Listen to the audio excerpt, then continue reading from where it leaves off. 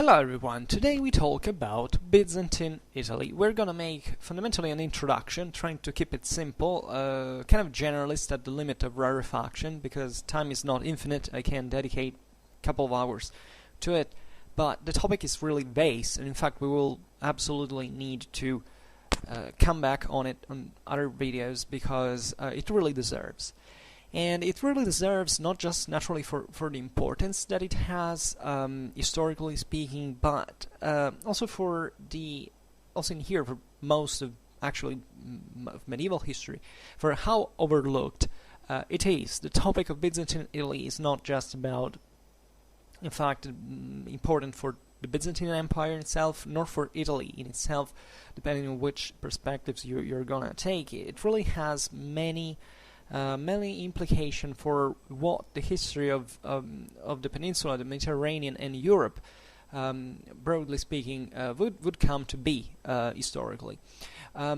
Reason for which, at this point, as the regular followers actually know, I've been talking frequently about the Lombards that are, in a certain sense, kind of a specular topic to Byzantine Italy, simply because Italy at this time was split, in fact, between the Lombards and Byzantines, and therefore everything that happened from one side unavoidably influenced the other. Just remember the Clausewitzian rules on the reciprocal relations. For those of you who do not know, I talk extensively about von Clausewitz, and we commented on this. But this is in fact a brilliant example of it, generally speaking. But the real importance of Byzantine Italy in this sense stems a bit from many perspectives. First of all, Byzantine Italy is fundamentally one of those lands in Western Europe that, first of all, remained under the direct Byzantine rule, which was kind of happened only in Italy at that point. Yeah, in other certain parts of the Western and the former Western half of the Roman Empire, like in North Africa and in the very south of Spain, that eventually were wiped out by the Arabs. And the same goes for Sicily, that at this point in fact was still Byzantine, although detached from, I think, the Italic administration. We will see it now, but I don't actually remember. No, actually, even however, no. Sicily, in fact, yeah, it depended, just like Sardinia and Corsica, from Carthage, from the Exarchate of Carthage. Now we will mostly concentrate on the Exarchate of Italy, the one of Ravenna. That was the capital, in fact, of Byzantine Italy, and also discuss now more narrowly, actually, the history of Byzantine Italy in this space that is mostly this time that is mostly the same of life of the Exarchate of Ravenna itself. So roughly from the second half of the 6th century. Sorry, we will start actually with the Lombard invasion, because that's also very important, and that's the reason why eventually even the Exarchate was created. To its end, that is 751, if I'm not wrong, and therefore opening to a new phase of Italic history that also involved at that point the intervention of the Franks into Italy and so on. If you're interested to look at these events, you can find actually several videos in the Lombard history playlist that deal also in relative detail with this, also the end of the Exarchate and the Lombard conquest and Frankish conquest and so on. I specify this because actually Byzantine Italy lived on. You can argue that fundamentally the last Byzantine avamposts in the Italian peninsula remained up to the 12th century. Actually not continuously, because at one point the Byzantines were fundamentally wiped out by the Lombards, then eventually with the Norman conquest of southern Italy from, in fact, the Italian soil, geographically speaking. Then eventually in the 12th century there's this further invasion of Apulia, etc., that also almost brings to the collapse of the Norman kingdom and then eventually fails. That, however, is still very important, especially for the relations between Constantinople and Rome, that Rome had, we'll see it now, this very ambivalent role in the papal direction towards both Europe and Mediterranean, and Rome was definitely very important to coordinate. It was fundamentally the political balance of of the two systems at the end of the day.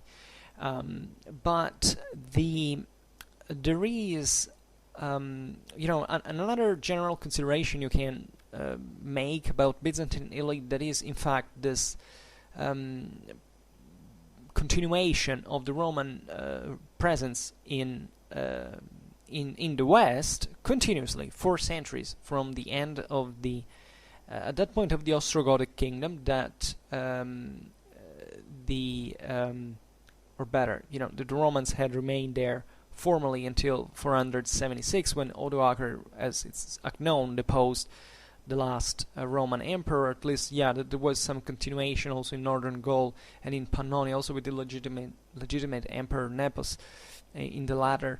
Then the Ostrogoths, after a couple of years, actually in 493, if I'm not wrong, arrive into Italy, sent by the same Byzantine emperor to rule on behalf of Constantinople. There is this phase of Italian history in which the Ostrogoths rule, by the way, jointly with the Roman elites into Italy. This is something that is often overlooked, and it wasn't such. It was actually a bright experience in strictly administrative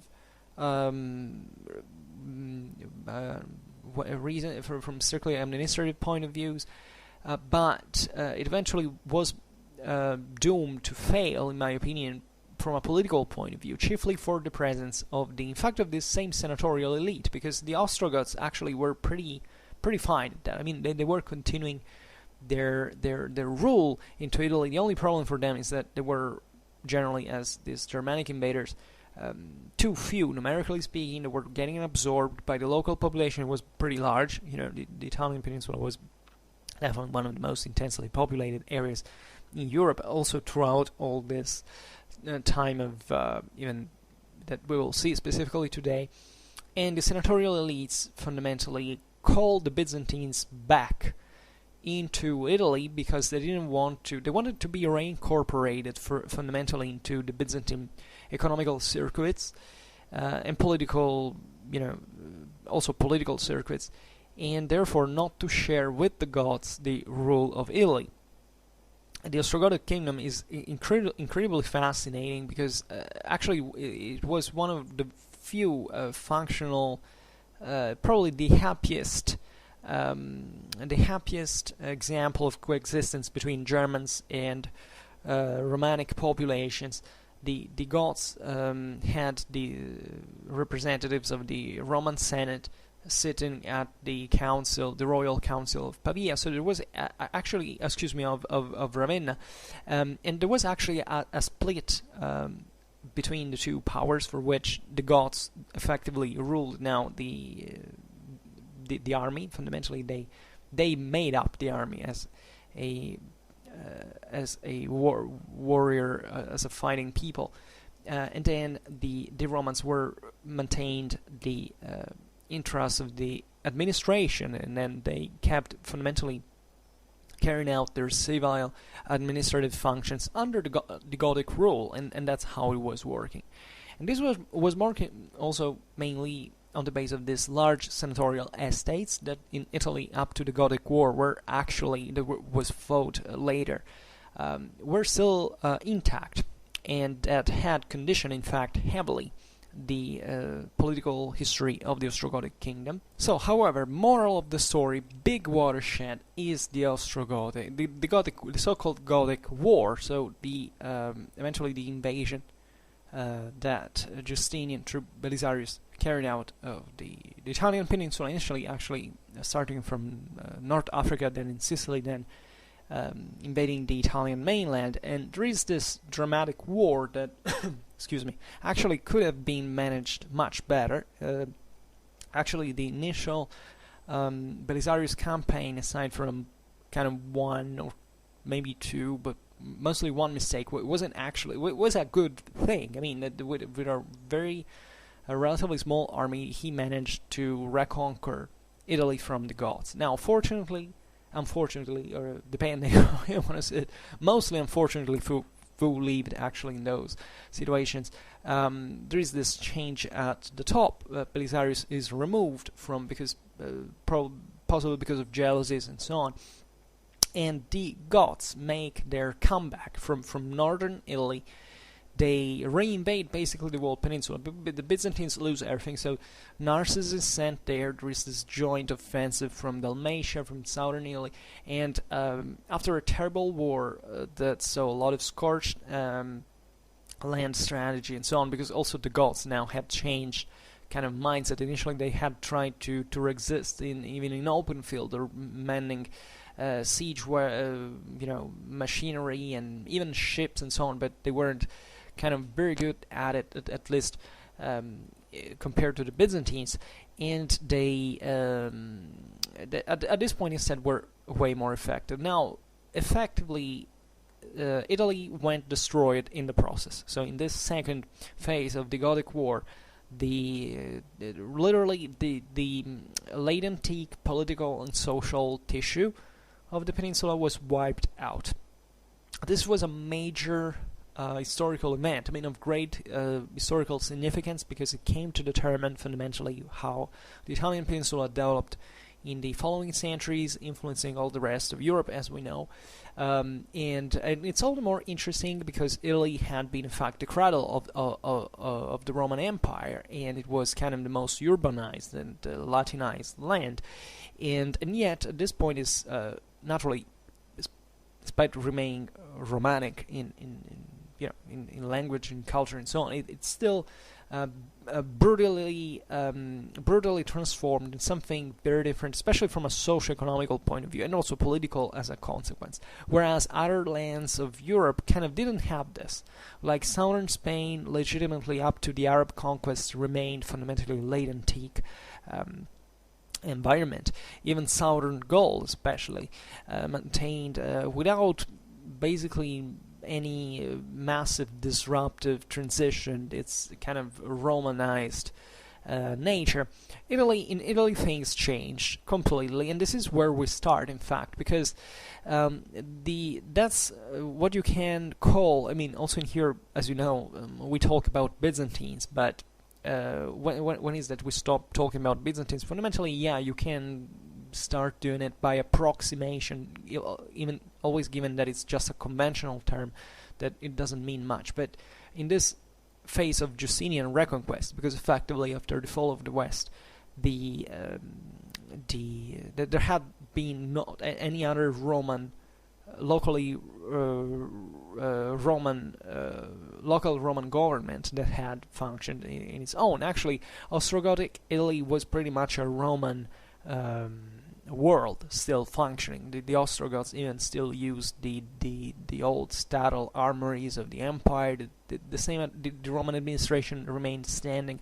So actually in 476 AD, nothing, I mean literally nothing happened de facto. Absolutely nothing. There is no watershed. In fact, the big watershed for real is the Gothic War. And just always remember this, because otherwise you miss completely the point. I know that at this point, in fact, and this is why I was saying that the history of Byzantine Italy is kind of overlooked, is that because normally I think people approach it from two perspectives, at least in popular culture. The first one is either the late antique one, that is to say, okay, let's study kind of Roman history, having acknowledged that it survived after 476 AD, up to when? Well, up to things like, in fact, the Lombard invasion, the Arab advance, so where the late antique world kind of died out in many ways.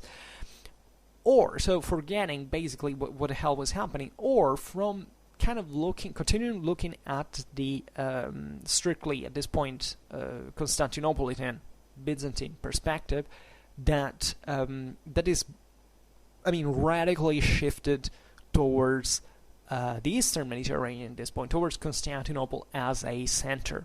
So where actually the political unity of the Mediterranean is broken, effectively, especially with the Arab the Arab invasions, and in fact the Byzantine Empire shrinks brutally around this area of the southern Balkans essentially, and parts of Italy that still remain in fact into the hands of the Byzantine administration, but mostly also Asia Minor and so on.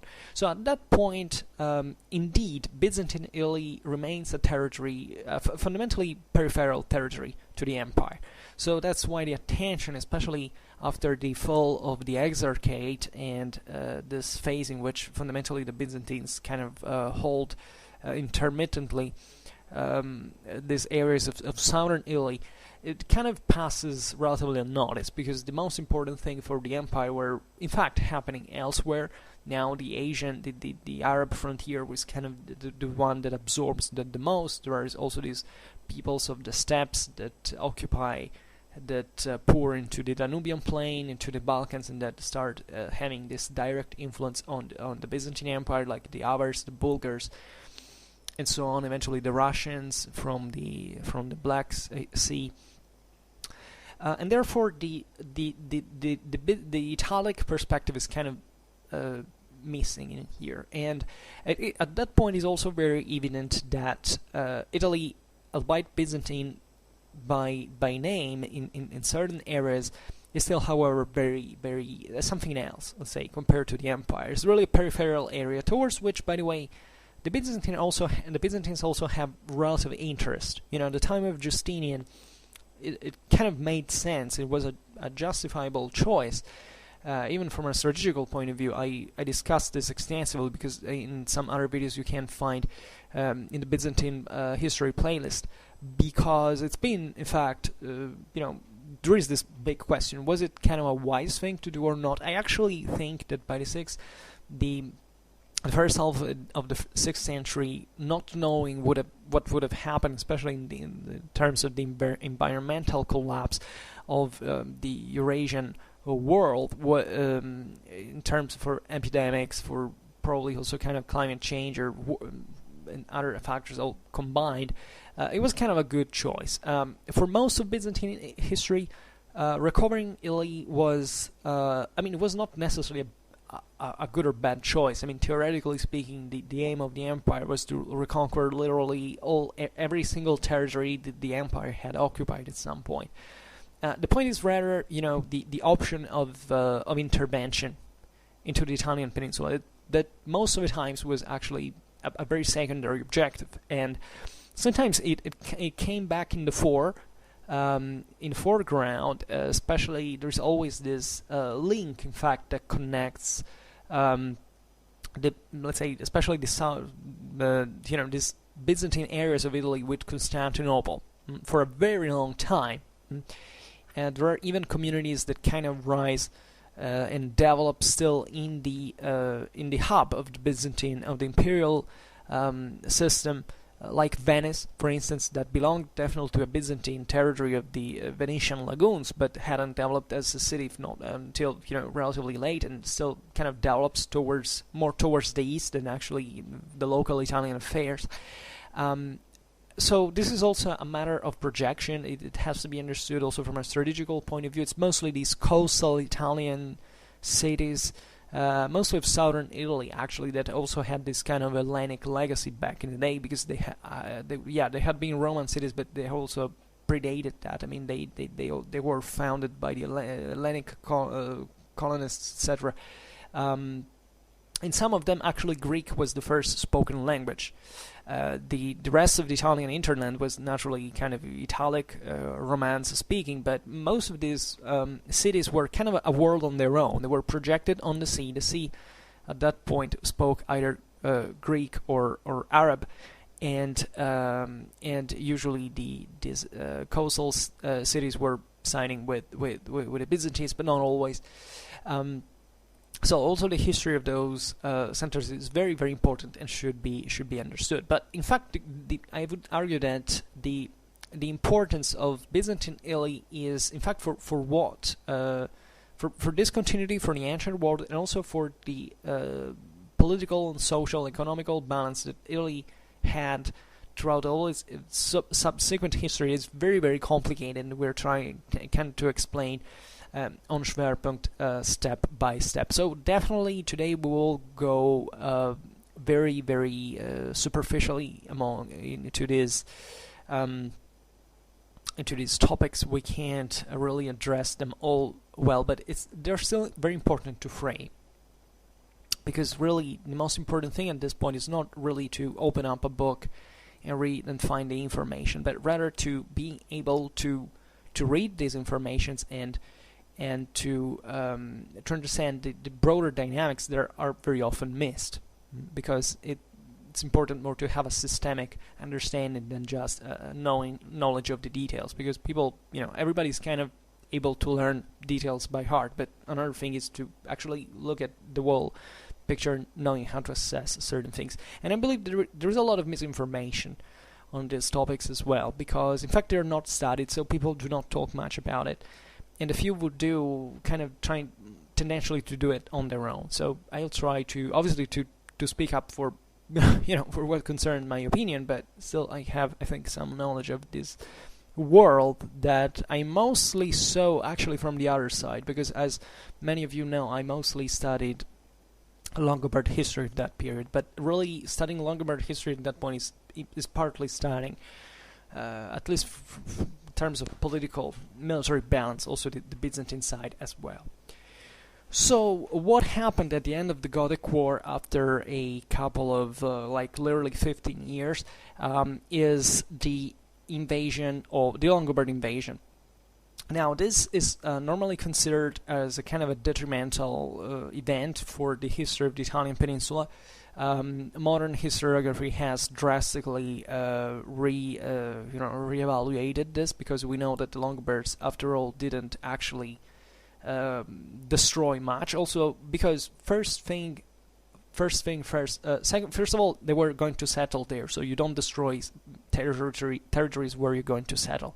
But secondly, after the Gothic War, there was really nothing much more standing to destroy.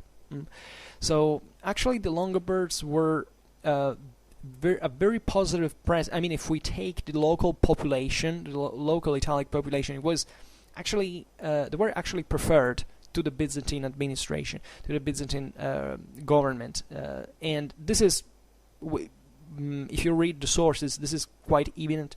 The Byzantine Exarch was effectively lamenting, together with the Pope, or I don't remember which one, that the inhabitants of the Byzantine dominated lands of Italy were fleeing into the Lombard conquered territories, because they didn't have such high taxes like instead the Byzantine territories were imposed. So also this idea that Italy, even from the same Byzantines, was seen as just another province to squeeze, especially after the disaster of the Gothic War, where the whole Italic system had been sensibly crippled, at least for what had been the standards of late antique civilization, and also the rest of the empire was not faring excessively well, especially because of the war with the Persians, because of also the general crisis that progressively kicks in, the Arab invasions and so on. So what we were talking about before, about the brutal shift towards the east of the center of power of the Roman Empire. So the Longobards, however, are kind of, and also in here we don't have any proof of this, because the sources are very, very scanty, very poor in general for that time. Actually, we know fairly a lot about Italy. We know, I think, consistently more about Italy than many other countries in Europe at this point, as it's obvious self-evidently. But there is this idea that I think is taking prevalently place in historiography, and I kind of agree with, because even if there is no evidence, it kind of makes sense. We think today that it was actually the Byzantines who called the Longobards into Italy. So also this disastrous, this catastrophic perspective interpretations for which, the terrible barbarians who fell on on Italy from nowhere, bringing destruction, so it's completely false. But it's also false on the ground of of Byzantine politics and interest. At this time, first of all, the Longobards were federati of the empire. They were summacoi of the empire, and they had, in fact, even fought for the Byzantines into the Gothic War against the Goths. That's where they firstly got acquainted with Italy, and probably the moment in which they started to buzz into their minds that they could seize it at one point. But generally speaking, at this point, the Byzantines probably settled the Longobards there because they wanted to create a buffer state to defend themselves from the Merovingian expansion, from the Franks. I made a video recently that is something like the title is 6th Century Balance of Power, that is Goths versus Franks and Byzantines, that deals actually with this specific strategical balance was occurring in the Mediterranean, because having wiped out the Ostrogoths from Italy, now the Byzantines were kind of in direct contact with the Franks. Then, in fact, at the very end of the Gothic War, they had even launched, together with their Alemanni subjects, a raid that devastated Italy up to the south of the peninsula, where they were defeated, in fact, by Narses. And if I'm not wrong, and they so there was this idea that now that especially northern Italy would have been contended. So what the Byzantines think is that they're able to manage the Lombard migration into the Po Valley, to basically settle them there and to leave them, as this buffer state. And this is nothing surprising, because actually the Byzantines, when they defeated the Ostrogoths, they didn't even actually massacre them all, just like they did, for instance, with the Vandals in Africa. Some of them were deported, mostly the male, the men, because they were part of the army and they brought them to fight elsewhere, scattered around the imperial frontiers. But actually some of them, even as warriors, remained settled at the frontiers. In North Africa, the Vandals, certain Vandals settlement were remaining in the Byzantine territory as military garrisons against the Berbers. Well, the same thing had happened in Italy, and especially northern Italy, where there were these garrisons of Goths that kind of remained there, and were to eventually be absorbed by the Longobards when they entered into Italy, where gates were literally open to them, not just by the Goths now, but also by the other Italic cities. This is also another very overlooked thing in the story. For instance, of the 3 years siege of Pavia, seems to be at this point those cities were held by some Byzantine garrison as well, but that's kind of seemingly a literary cliche, that also to kind of recall the 3 years siege of Ravenna that Theodoric the Great had done against Odoacer when invaded Italy at this time. So there is no evidence of massive destruction where the Longobards actually settled. The greater destructions actually took place at that point in the frontier that came to be formed into Italy at that point.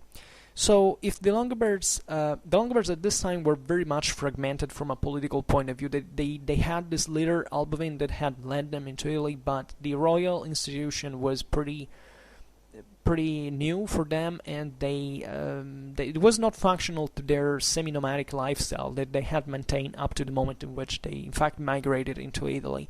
And for 10 years, in fact, Albovin gets assassinated, and Clevis as well. Then eventually they form a monarchy, but the point is that they were quite unruly. So even if they had their leaders were probably in fact Byzantine allies, and they were kind of using this option that they had, politically speaking, to remain in contact with the empire, to have their power legitimized in a Germanic people that normally didn't want kings, because they deeply despised the monarchic ideal, that they even refused at one point very brutally back in the day in Lombard history. But the rest of the people in fact kind of acted on its own. So all these various dukes that were essentially the clan leaders of the Lombard people, started to go literally where the hell they wanted. They evidently didn't have at that point even a clear geographical notion of what this broadly italic dimension was. Some of them actually crossed even the Western Alps. They went into Gaul to be annihilated by the Frankish Burgundian forces. Some of them instead just poured into the south of the peninsula, towards the south of the peninsula. There is also evidence that actually there is at least seemingly an hypothesis that is very valid, that some Lombard contingents at least were settled in southern Italy by the same Byzantines during the Gothic War. So before that, the main people eventually migrated into the peninsula, so that seemingly certain duchies, like especially the one of Benevent, etc., that remain also the most prominent one in the south of the peninsula, seemingly had these origins even before the kingdom of the Papal that eventually was built. So proof that actually many Longobards sided with the Byzantines in this mess is that most of them actually started fighting for them against other Longobards. So there was this phase, especially between 574 and 584, into which there was the so-called ducal anarchy, because there was no king. There was not re-elected after the assassination of the last two ones. And the Longobards at that point, in parts, were siding with the Byzantines, so they were actually settled into areas of Italy, especially in the north, and were cooperating with local government. Others were instead fighting against. So this actually proves you find in the Byzantine army Lombard troops that are en masse even brought to fight in places like Armenia, for instance, so very far away. So you see lots of Longobards at this time into the Byzantine army.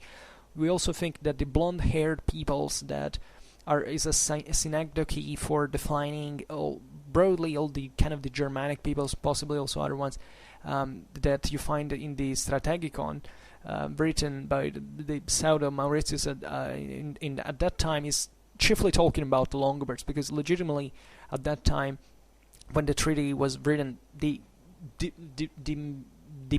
Germanic people that was more directly involved with the Byzantines were definitely the Longobards, and also in warfare. So really the Byzantines were actively fighting against and with, and I mean even using the Longobards into Italy. So at one point, however, in 584, the Longobards of the Papal, especially the Western Papal, that was kind of the most Romanized, so the one where it was kind of easier to form a local administration, create the Lombard kingdom as we know it, and they with authority, and they began to be in fact more dangerous, because now the dukes in part recognize the royal authority. They give 1/3 of their goods that they had seized at that point, evidently completely on their own after the invasion, to contribute for the army and for etc. And therefore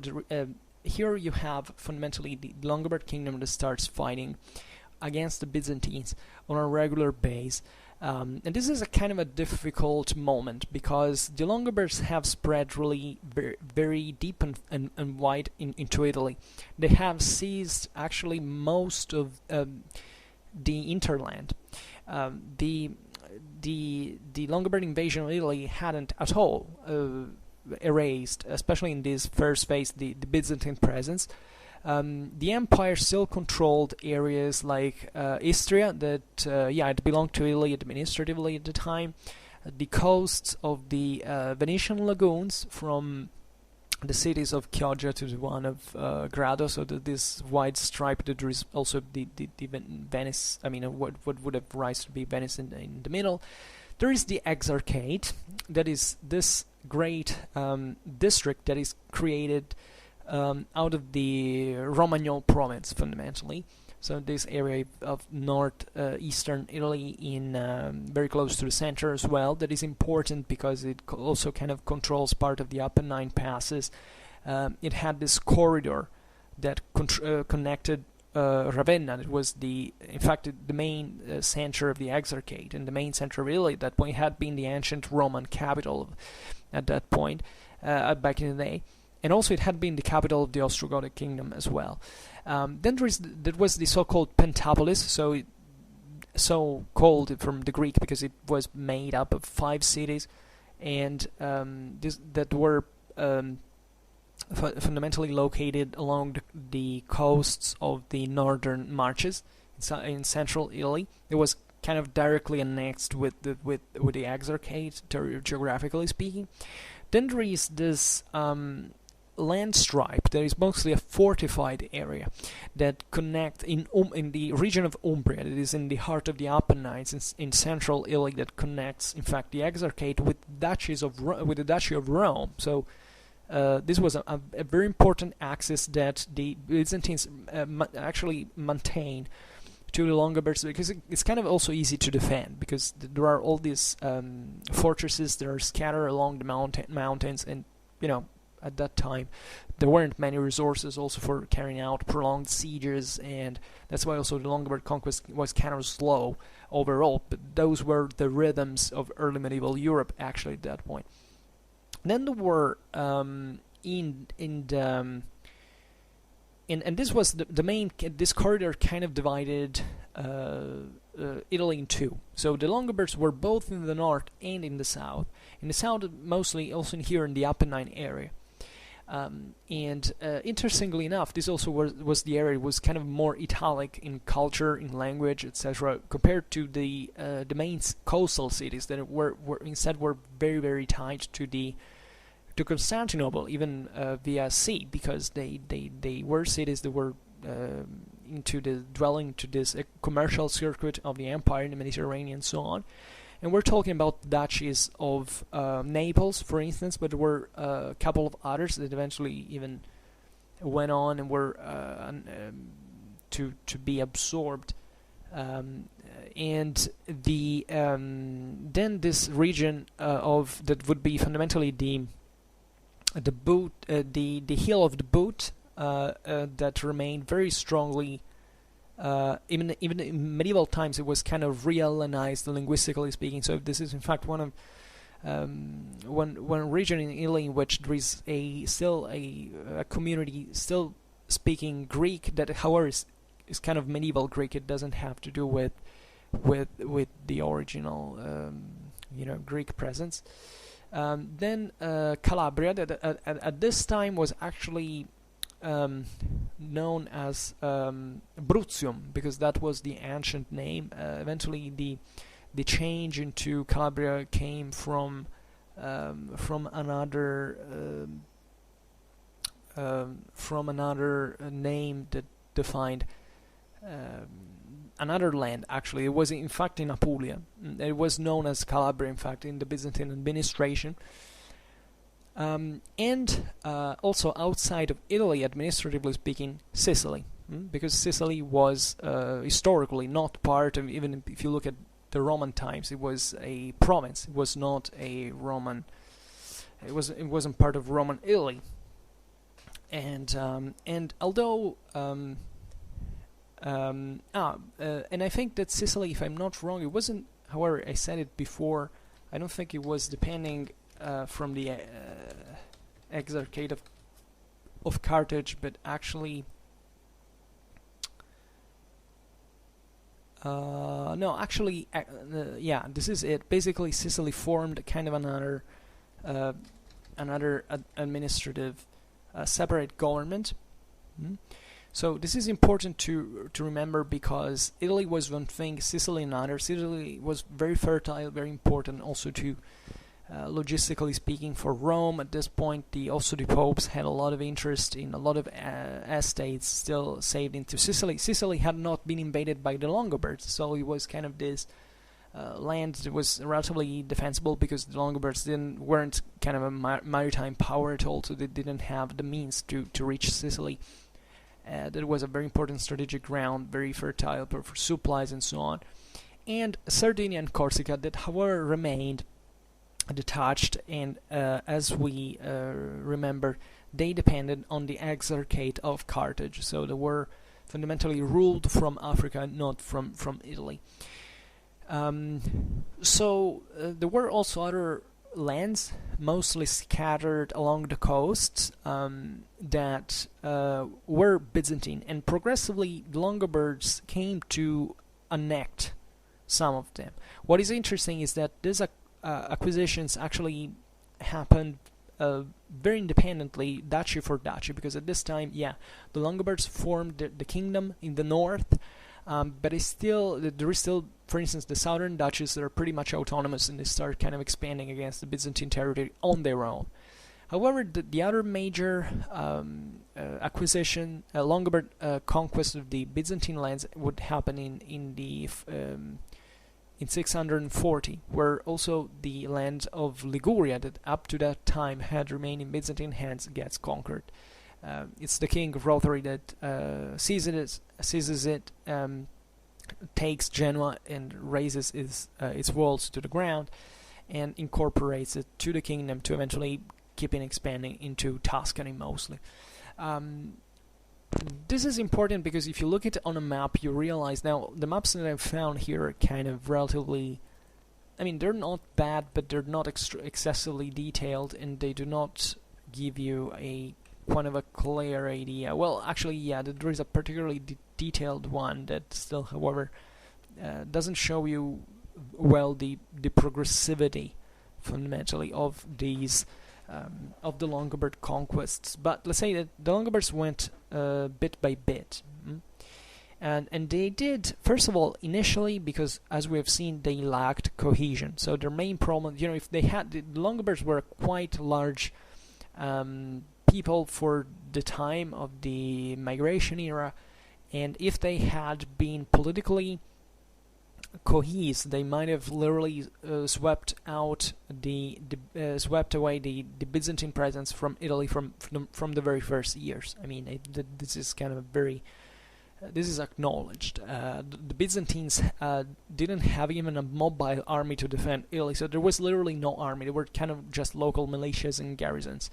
Another reason more to suspect actually that the Byzantines called the Longobards themselves in there, also because after the very first years of the so-called Longobards invasion, Constantinople didn't move. So there are so many hints that bring you to think that lead you to think that this was actually possibly a kind of was led from Constantinople, even though at the time simply the Byzantines didn't have so many resources to commit, so this was naturally a compromise. And in fact, during the second half of the 6th century, in the beginning of the 7th, the Byzantines really tried to wipe out the Longobards from the north, where the core of their power fundamentally was. The southern duchies were kind of, they were a thorn on the side, but after all, they weren't this enormous part. The main Longobard power was in the Po Valley, and in order to wipe them out, at that point they call the Franks because they think that they can make this joint operation in the Po Valley, which they actually carry out, but it fails. Excuse me. Because the Longobards at that point, the Franks really committed themselves heavily. They sent a couple of counts, if I'm not wrong, into Italy, and they started operating with the Exarchate of Ravenna that also invaded the Po Valley from the other side. So these two armies were to meet in the middle of the Po Valley, but they failed to achieve it. The Longobards enclosed themselves in all these cities, into these Roman cities that they had seized behind their walls, so well secure at that time. Siege warfare was rather stagnating and were not regressing, so there weren't many resources for besieging them. The Po Valley at the time was also not a very healthy place to be. There were lots of swamps and so on. So in the summer, what happens, to make the long story short, is that as often happened at the times, there's an epidemic that breaks out into, I believe, surely in the Frankish army. I don't remember whether also in the Byzantine one. However, this mission fails.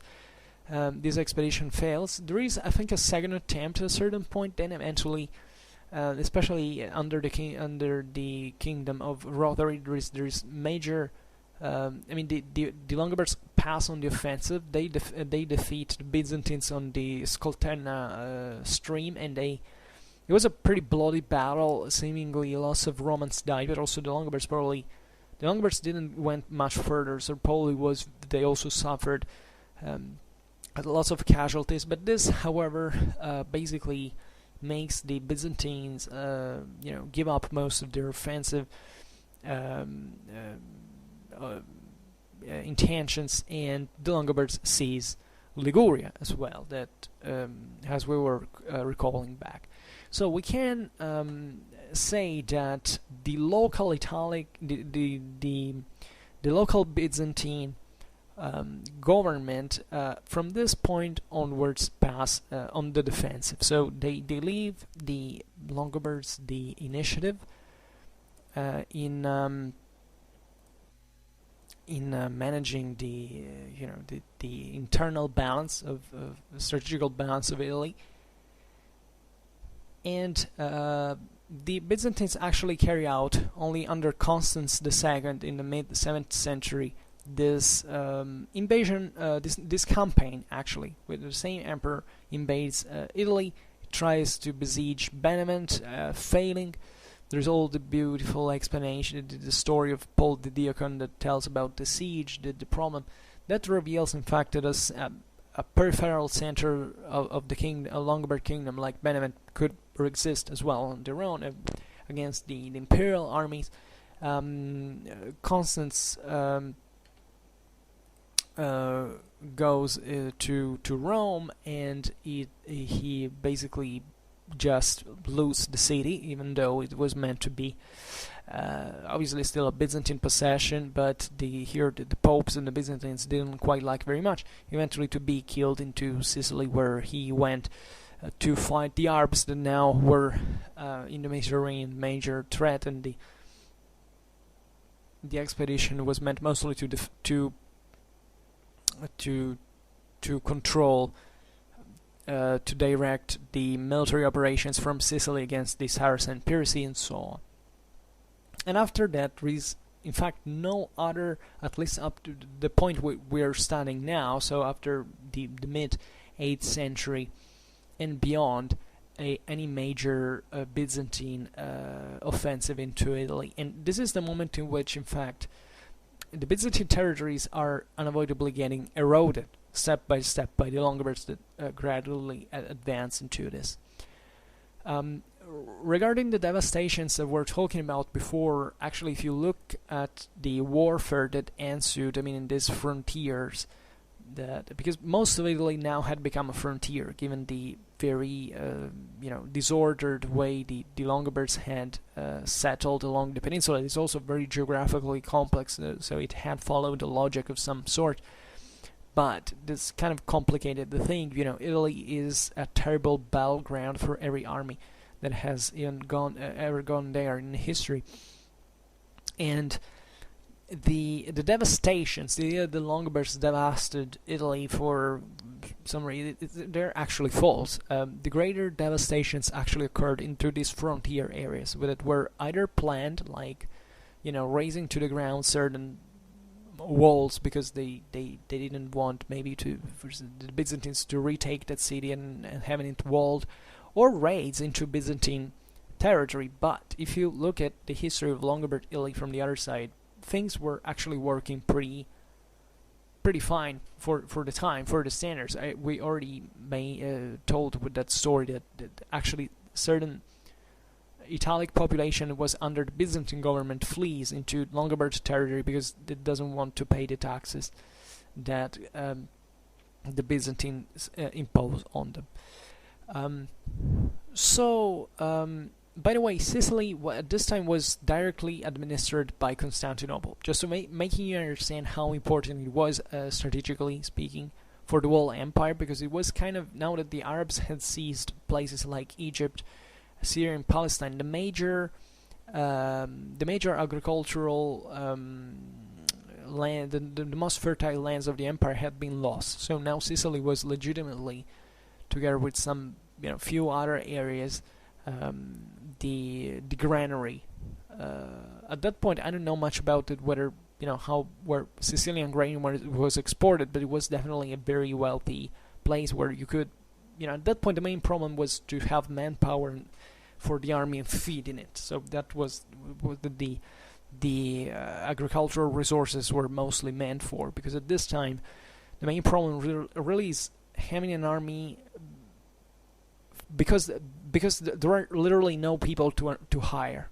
There is a demic collapse with the plague that had struck in the West and so on, and also the crop rates were definitely rather low by standard, by the way. So it was very complicated to use to find resources, and once you seize them, you would kind of carefully manage them, trying to save them, and so on.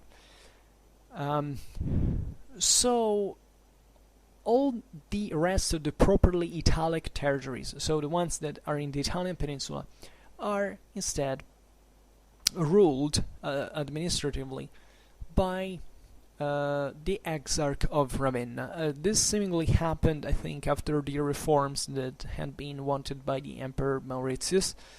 So the Exarch of Ravenna has in his hands literally all the publical functions reunited.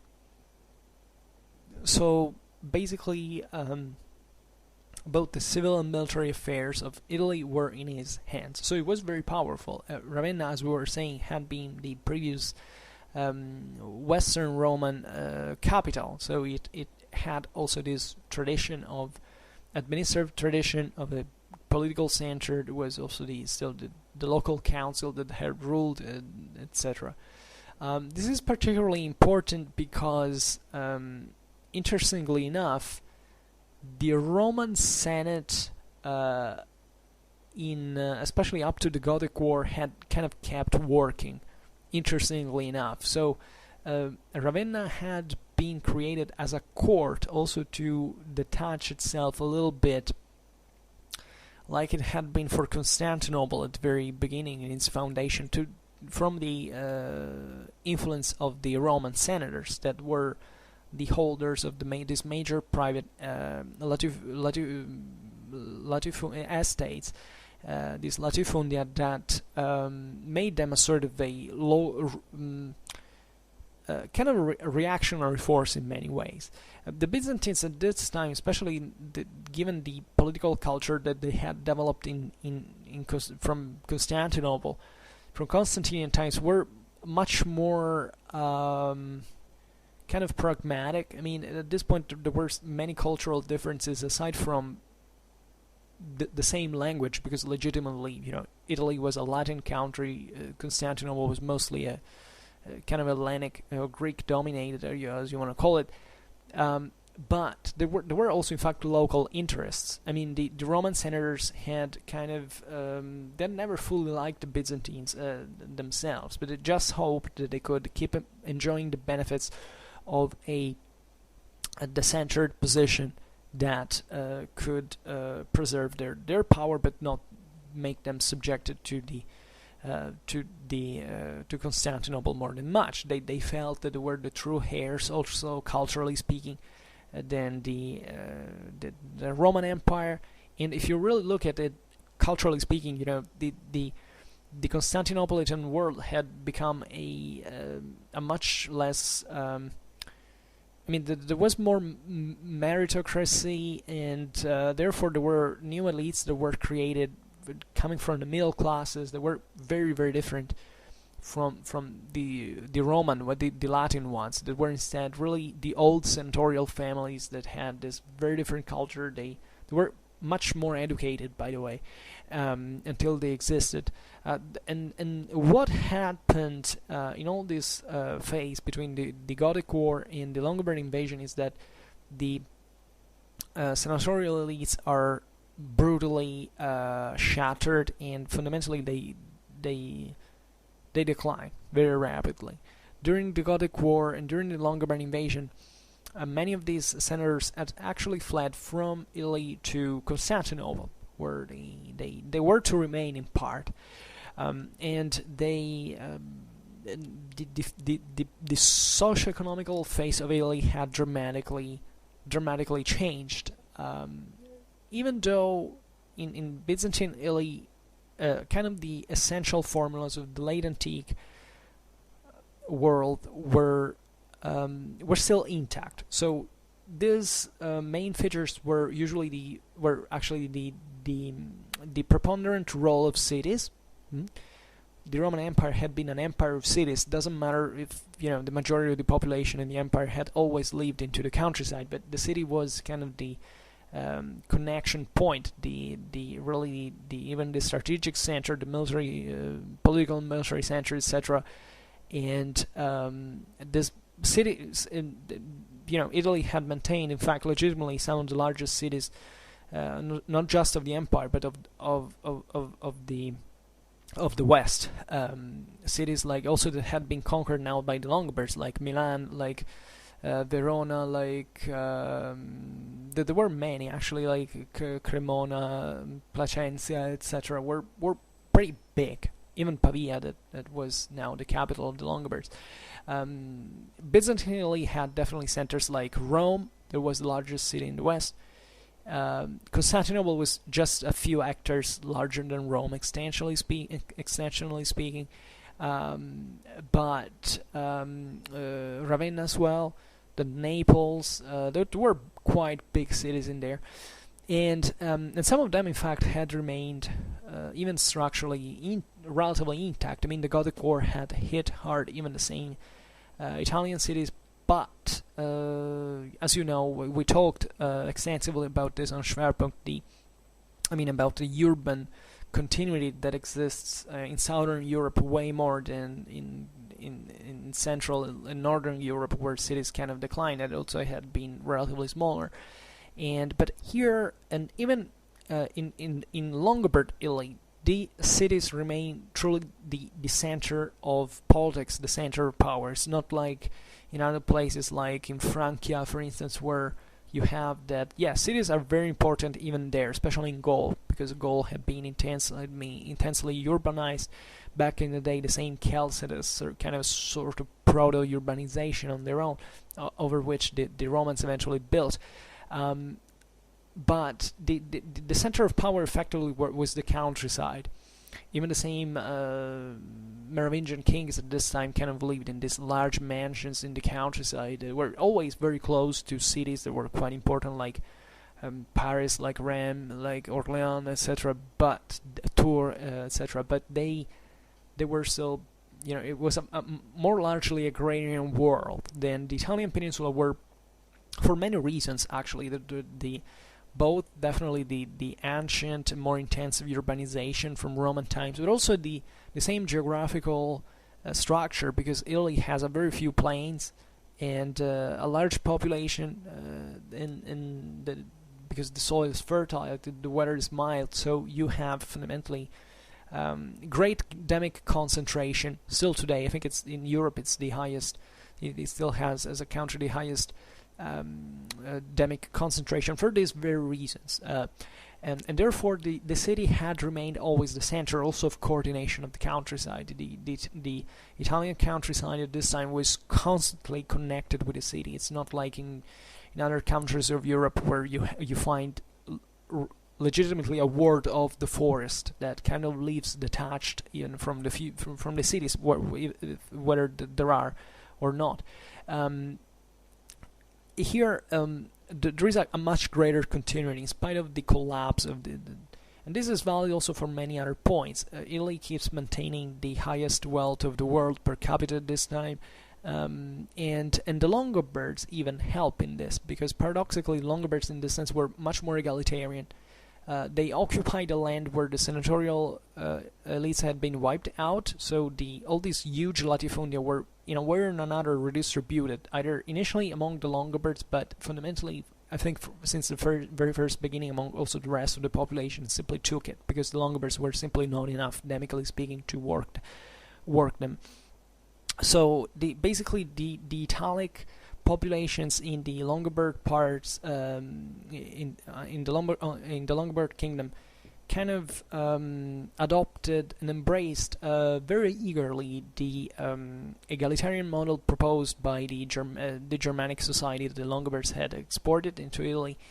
And in fact, they get Longobardized very quickly in culture, and they kind of live relatively well off. Like, the average Italian inhabitant at this point had a kind of a good amount of wealth in his hands. Not much. There weren't these big clienteles that existed like in France, where in fact the majority of people was way poorer, but at least there were these aristocracies that kind of ruled on these large areas of gold, because in fact the senatorial latifunding there had remained intact, and it had simply passed in the hands of this Gallo-Roman and now also Frankish elite. In Italy, it wasn't like that. So the idea of the freemanship, I don't know how to call it differently, but it was kind of functioning there. In Byzantine Italy, it was a bit different, all in all, but it still was kind of a feature, because there was still an estate organization. The estates in Byzantine Italy still kind of work, and at this point Byzantine Italy has a great preponderance of the church as main landowner. So the ancient senatorial families had been kind of wiped out. The local churches weren't, so those were kind of expand the most their power. This is dramatically and microscopically evident in the case of Rome, where the Pope, the Church of Rome, comes to seize literally the whole land that existed in the Byzantine Duchy of Rome, so that literally every spot of soil belonged to the Pope. This is particularly interesting because it also developed, if you read Wickham, Frame in the Middle Ages, that is explained very well. Wickham studied pretty much this thing. But that is a case of Rome that already had an extremely powerful church since the time of Constantine, that had endowed the Roman bishop with actually huge amounts of land and churches and monasteries and stuff like that. But this is valid also in other cities. That definitely Ravenna was a place where, in fact, in this sense, the secular government had a kind of a stronger grip on society, because in fact these are also the differences that start occurring into Byzantine Italy proper. Byzantine Italy is way less cohesive, politically speaking, especially over time, than the Lombard lands. There are major differences among these various parts of the peninsula that were still in Byzantine hands, and especially in these urban centers that were kind of starting to kind of autonomize themselves and thinking themselves as cities like republics on their own, but still remaining formal into the empire, because that was convenient and also profitable, as you can imagine. Another very important feature of Byzantine Italy was definitely juridical, the juridical organization. Because in these lands the Justinian Code fundamentally survives. Let's say the juridic cornerstone of the Byzantine territories is, however, not to be understood fundamentally just as an exact copy of what was happening in other regions of the empire, because also the Italic because the Italic Byzantine territories are fundamentally developing kind of customs on their own, but they still do it in the haven of Roman law. In Lombard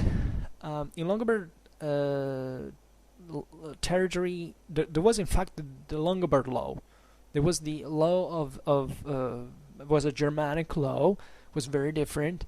Also, given the institutions, I mean, the Byzantines were using the Theodosian / Justinian code that is also has all these juridical categories and the principles, the institutions, and it's a very extremely complex and elaborated system that it is still kind of the base of many.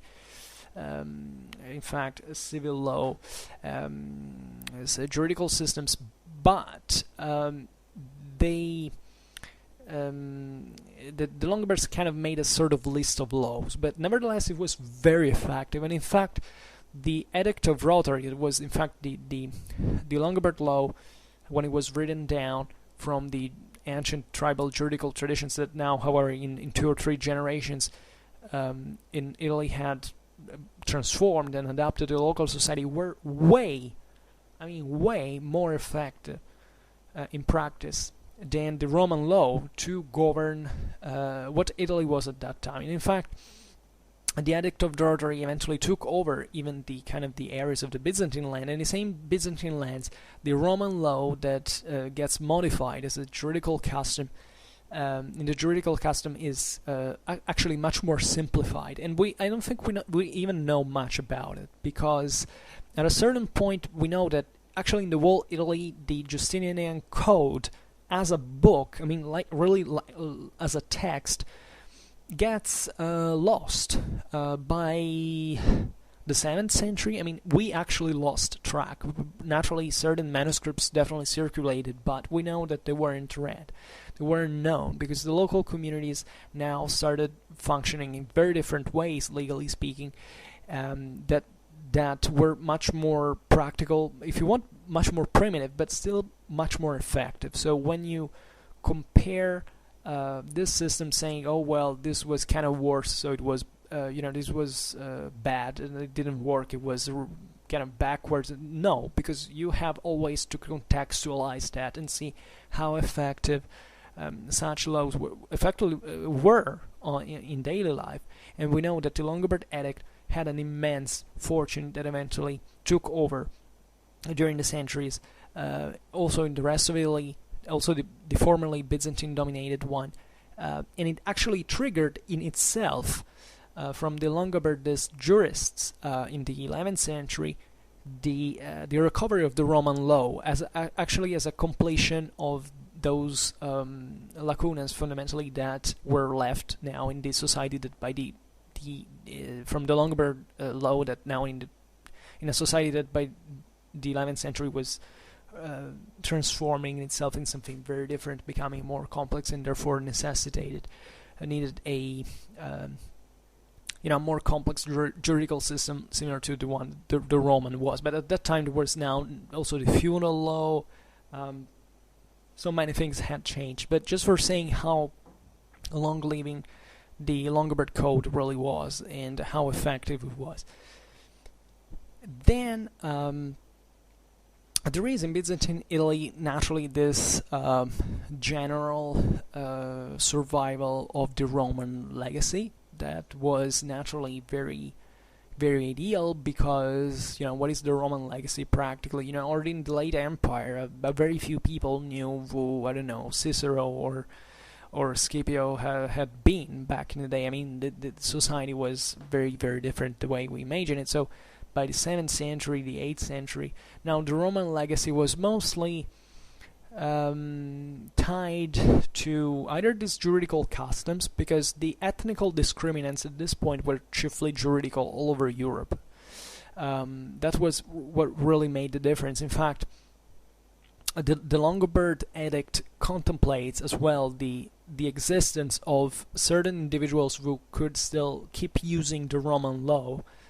And sometimes you could switch, actually. You could decide whether to sign a contract in Germanic law or in Roman law. It kind of depended what was more profitable and was accepted. The other general Roman legacy was mostly political, in the sense, what is that these local Byzantine communities were really benefiting from in remaining into the empire. Because now we will see that everyone was starting even to act on its own by a certain degree. So naturally there were interests that remained pretty much alive, that were in strict connection with and in contact with the Constantinopolitan government, definitely. So that was always there.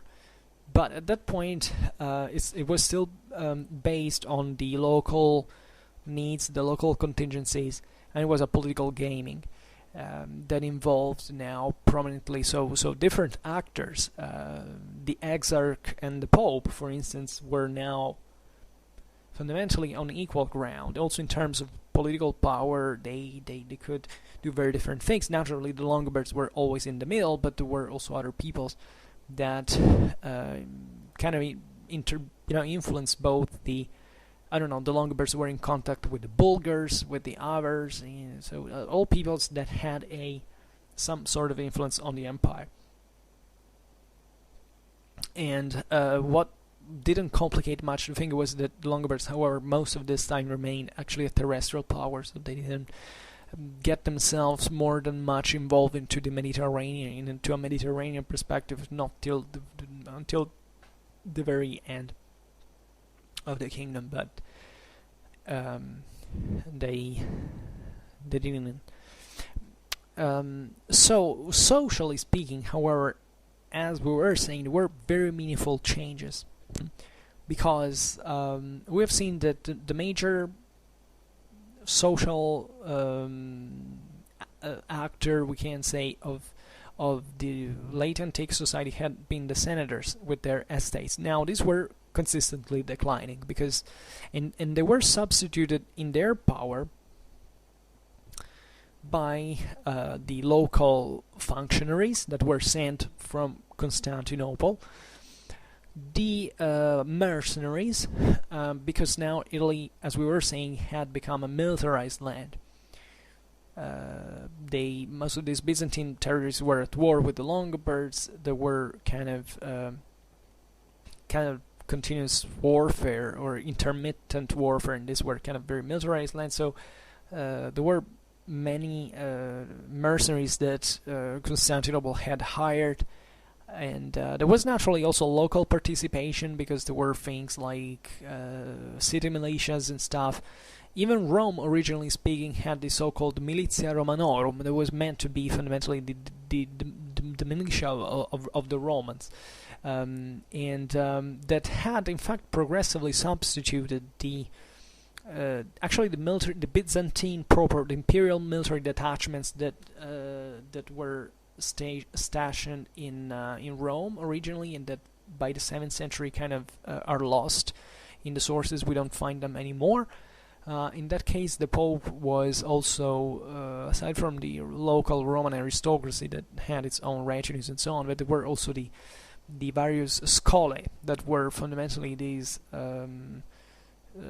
communities, these corporations of mostly of pilgrims. They were there was the Schola Saxonum, the Schola Francorum. There were all these, Anglo-Saxons, Franks, Longobards as well, even in Rome, and then that came there as a center of the most important center of pilgrimage in the West, and they kind of lived there. They were close to the Vatican. They had their own armored bodies and so on.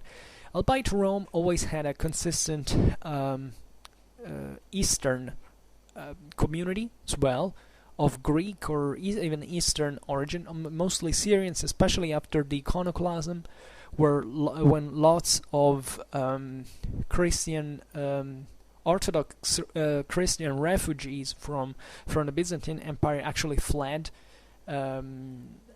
because of the persecutions. Naturally, also during the Arab invasions, there was this wave of it. This was particularly important because it basically provided the papacy with this very educated element of Eastern origin.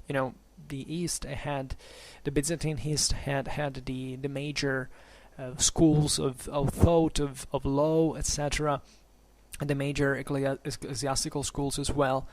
And therefore all this personnel kind of fled, in part to Italy, not just to Rome, also in other lands, especially southern Italy, Sicily, and so on. And some of this personnel was very important also for the conversion of peoples like the Anglo-Saxons, for instance, that had some of their first bishops that were in fact of Syrian origin, or people that had come from this Far East through the Roman Channel. And this was very important because at the time education was something extremely costly and rare, and therefore people wanted to there were lots of things you could do with it that could have a great impact culturally speaking. Just think about how the papacy now was extending his influence literally all over Western Europe, through evangelization, through the organization of the local churches and so on, all from Rome, and without even having an actual military power, for instance. So it was mainly cultural. It was really something based on intellectual skills and this internal political bands and scheming and organization. It was something very, very important. The papacy at this time definitely was not the one that would rise after the Gregorian reforms in terms of political power, but it still had this massive spiritual influence on the West. It was starting being consistently felt, although it was still kind of a competitor among the many. At this time there are the Visigoths in Spain that still have their kind of councils of Toledo that are inspired to the great ecumenic councils. They have a rite that it's developing on its own, even in competition with Rome. The same Italy has its own different centers, like the Archbishop of Ravenna was usually a competitor of the Pope. The Longobards had their own Italic episcopate in many ways. I mean, and it was a candidate. The Papal, in this sense, made a bit of a different thing on its own. Milan, Aquileia, and other cities were very, very important ecclesiastical centers, and they had their own. In fact, they all supported kind of their own protectors. The Longobards could, that kind of converted to Catholicism during the 7th century pretty, without too many problems. Had a clergy that sided from them, and generally speaking, this was also done not really in opposition with Rome, because at that point the main problem was chiefly with the Byzantines that now were kind of also freaking out, doing kind of very weird things like backing heresies because of kind of maintaining the political balance, and from Rome and the kingdom of the Longobards and the rest of the West, they were saying, well, what the hell are you doing? Basically, from a theological point of view, the West was much more orthodox at this time than the same Byzantine Empire. But and there is also, in fact, this fundamental impossibility in drawing a certain moment from which certain centers like Rome actually cease to be part of the empire in something on their own, because technically speaking the popes always played the card of being kind of imperial subjects, and until very late in time, even the 12th century, so to gain benefits, etc. So even like with Venice, when usually it's the decrees of Bull of 1082 that is mostly maintained. That's the moment in which Venice gets independent. Well, no, you can't really say it on a juridical base. That's just a convention, an approximation. But this gives you an idea of also of the ambiguity of the relations, of the lack of direct control of these lands that now were very far from Constantinople for its, at least for reaching capabilities, and were very, very difficult to control and had a very large degree of autonomy. In fact, the same Exarchate of Ravenna was an answer to this. That with Mauritius, then Heraclius, and then other emperors, there is a progressive decentralization of, administratively speaking, both from a civil and military point of view, so that more power is conferred to these local officials. And definitely the Exarch of Ravenna was a very powerful one, because it controlled literally, as we've seen, all the peninsular territories of Italy that had remained into the hands of the empire nominally, but it controlled them on their own. So even here, the military element was very important to observe, because it was the one that justified, that the autonomy in this sense. I mean, these lands had to be defended from hostile powers like the Longobards at this point. So these functionaries and Byzantines and other so-called possessores, that were fundamentally in Latin the landowners of kind of middle class at this point, were kind of being were growing. They were also starting to assimilate with local population, because naturally, aside from the fact that much of the Byzantine personnel into Italy at this point was drawn from the local communities, but it was just the main political and military figures that were usually envoys of Constantinople or other foreigners of sort, including Longobards sometimes. Many military leaders in the Byzantine army at this point were of Longobard origin, or of Germanic origin. There are many episodes of this. Even some of them were buried with all the honors in Ravenna, etc., for the service they had rendered to the empire and so on. And this middle class was kind of forming from a moment in which, as we have seen in late Roman times, Roman society was rather stratified, for which it was just a huge mega land owner, and all the others were colonists. So now in the Byzantine lands, it happens something similar to what happens into the Longobard ones. There is also a lot of osmosis from both sides, and therefore a middle class kind of develops. Also because consider that the Byzantine lands, as we have seen, were connected commercially with the empire, so they, being there equated to having the accessibility to still a relatively dynamic trade, and in spite of all the problems, in developing maybe narrower circuits from a geographical point of view, and therefore also with relatively less profit, but still very important. This was sea trade chiefly, so there was always this in the Byzantine world, this kind of relative greater economical dynamism, or at least more capitals were shifted and so on, resembling a bit more late antiquity than the rest of Europe, but just like the Lombard Kingdom was a much more largely rural world.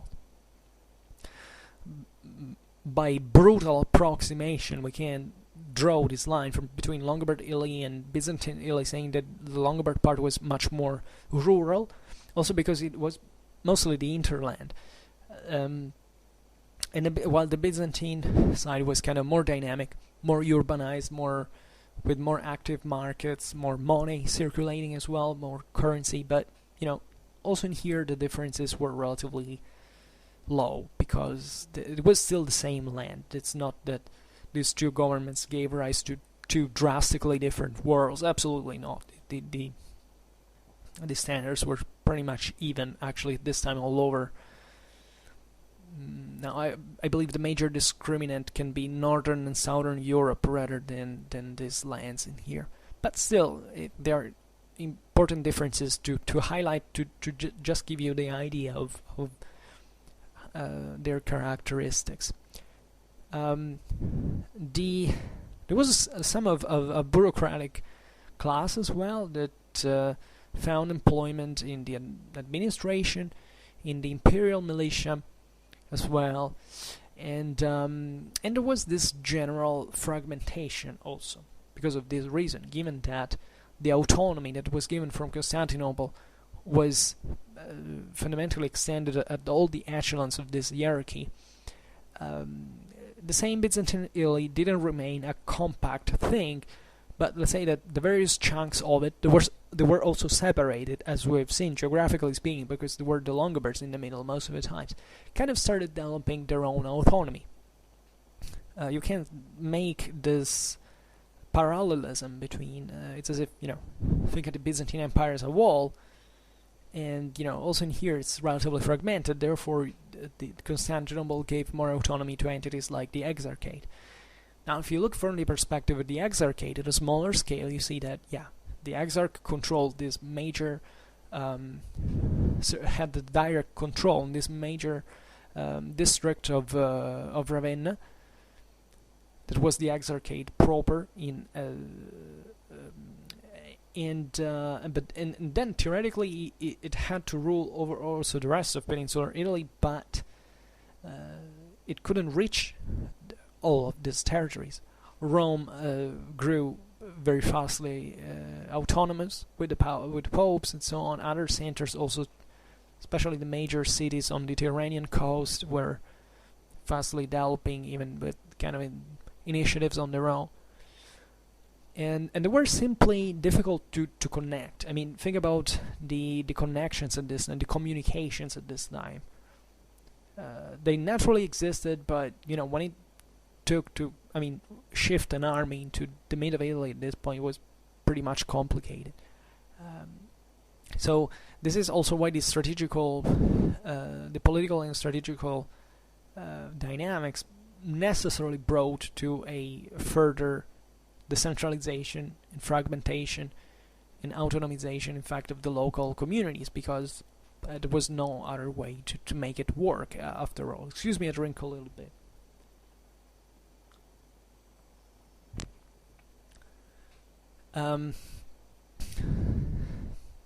So this was naturally detrimental for the general political direction. The old senatorial aristocracy basically didn't have a true space anymore, because the ancient senatorial estates not only were destroyed, but fundamentally now they were de facto occupied, because these estates were very extended and geographically speaking all over Italy in origin. So now Italy was fragmented, was all segmented, so this unity was destroyed as well, with the productivity and so on. So basically the senatorial class into Italy died out. I mean, you can legitimately tell that some of them kind of reconverted into the ecclesiastical elite. Actually, if you look at figures like the most important in Western history, like Gregory the Great, etc., he was, if I'm not wrong, from the same gens Anicia, some of the most prominent, most noble Roman families in late antiquity. And they passed from being, in fact, senators that were engaged into the public functions of the administration of cities, etc., in being the same thing, but now not for the emperor, but simply for the pope, for the church, so becoming bishops and so on. Just remember, at this time, being a bishop equated to be, it was just an office. You could have a wife, you could have children. It wasn't actually very well seen, well accepted, but there was no formal rule at that point. That it's mostly with the Gregorian reforms that, that's where the celibacy of priests, of the clergy is requested and so on. But it was perfectly normal at this point. Also because consider that bishops at this time were extracted from the noble, the secular aristocracy as well. So the Roman the aristocracies of the city of Rome were still very powerful, and they were still very educated by those time standards. They were very politically influent. They naturally controlled the papal elections, electing bishops and popes from their own families and so on. And aside from some Byzantine external intervention, they kind of came to control the papal business on their own. This happens also in other cities, like all the cities at this point, both in Byzantine and Lombard Italy, function a bit like this. I mean, they have this aristocracy that is definitely descending, even biologically speaking, from the ancient Roman aristocracy, that is mixed also with the other aristocracies. I mean, definitely in the Byzantine world, now there were these functionaries that were sent for Constantinople that definitely also married local aristocrats and so on. Same did the Lombards, always maintaining in the city the center of power, and the main political actor, you can argue that aside from the local councils and so on, the aristocracy was definitely the local church, because basically every city had a diocese on its own.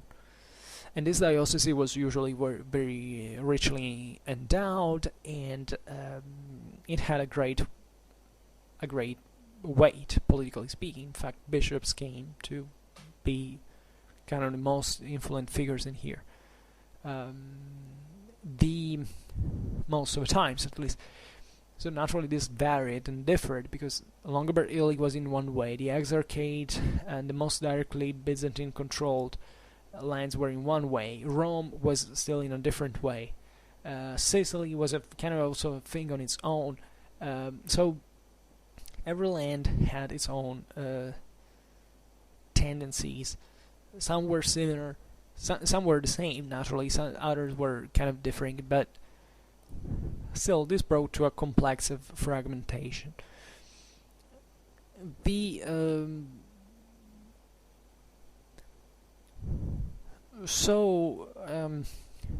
definitely, as we have seen, the military aspect had also its very important role into this fragmentation, because definitely the army, the local army was definitely concentrated into the defense from the of the various duchies from the Lombard aggressions. So the also the insertion in the political and administrative ranks at a local level brought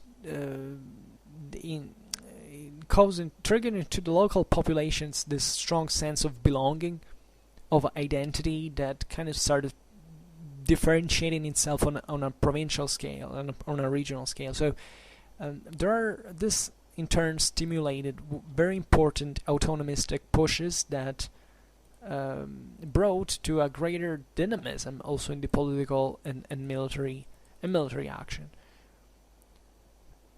So this is particularly evident at the higher level, because the same Exarchate of Ravenna soon came to detach itself from the same imperial power of Constantinople. We've explained the reasons. There was the distance, definitely, that represented a kind of a important obstacle. In the case of the Exarchate in itself, also the kind of very rough, kind of a disconnected nature of the Byzantine territories in Italy that made communications very difficult, and therefore there was no other way to contend the peninsula, or at least to trying to stem the Lombard expansion, if not from local bases that had to take action kind of on their own. For instance, the same Pope, when the Lombard king Agilulf invaded the Duchy of Rome and besieged the same city, kind of reacted on its own, as Pope Gregory the Great, that was Pope from 590 to 604, kind of defended the city himself. Because the local Byzantine duke basically was inefficient, it didn't work, and now it was the Roman bishop who legitimately controlled fundamentally most of the local resources. So he was also the one who could effectively organize them. As we were saying before, the popes had a huge amount of properties. They made lots of money. They had a lot of estates. They managed all the xenodochia for the pilgrims, the various hospitals. They made a lot of money. And in between 591 and 593, he took the responsibility of defending the same city. And as it often happened at the time, given especially in the case of these fortified centers, and Rome was still a very big city with this massive Aurelian walls and so on, the Lombard king in that case he backed up from Rome backed out from the siege of Rome after he was paid an annual tribute from he was granted an annual tribute from the Pope himself. There is a beautiful letter of Pope Gregory the Great to, I don't remember when it was. I think it was the Emperor or the Exarch. I don't really remember. That, however, it says something very interesting that sounds like,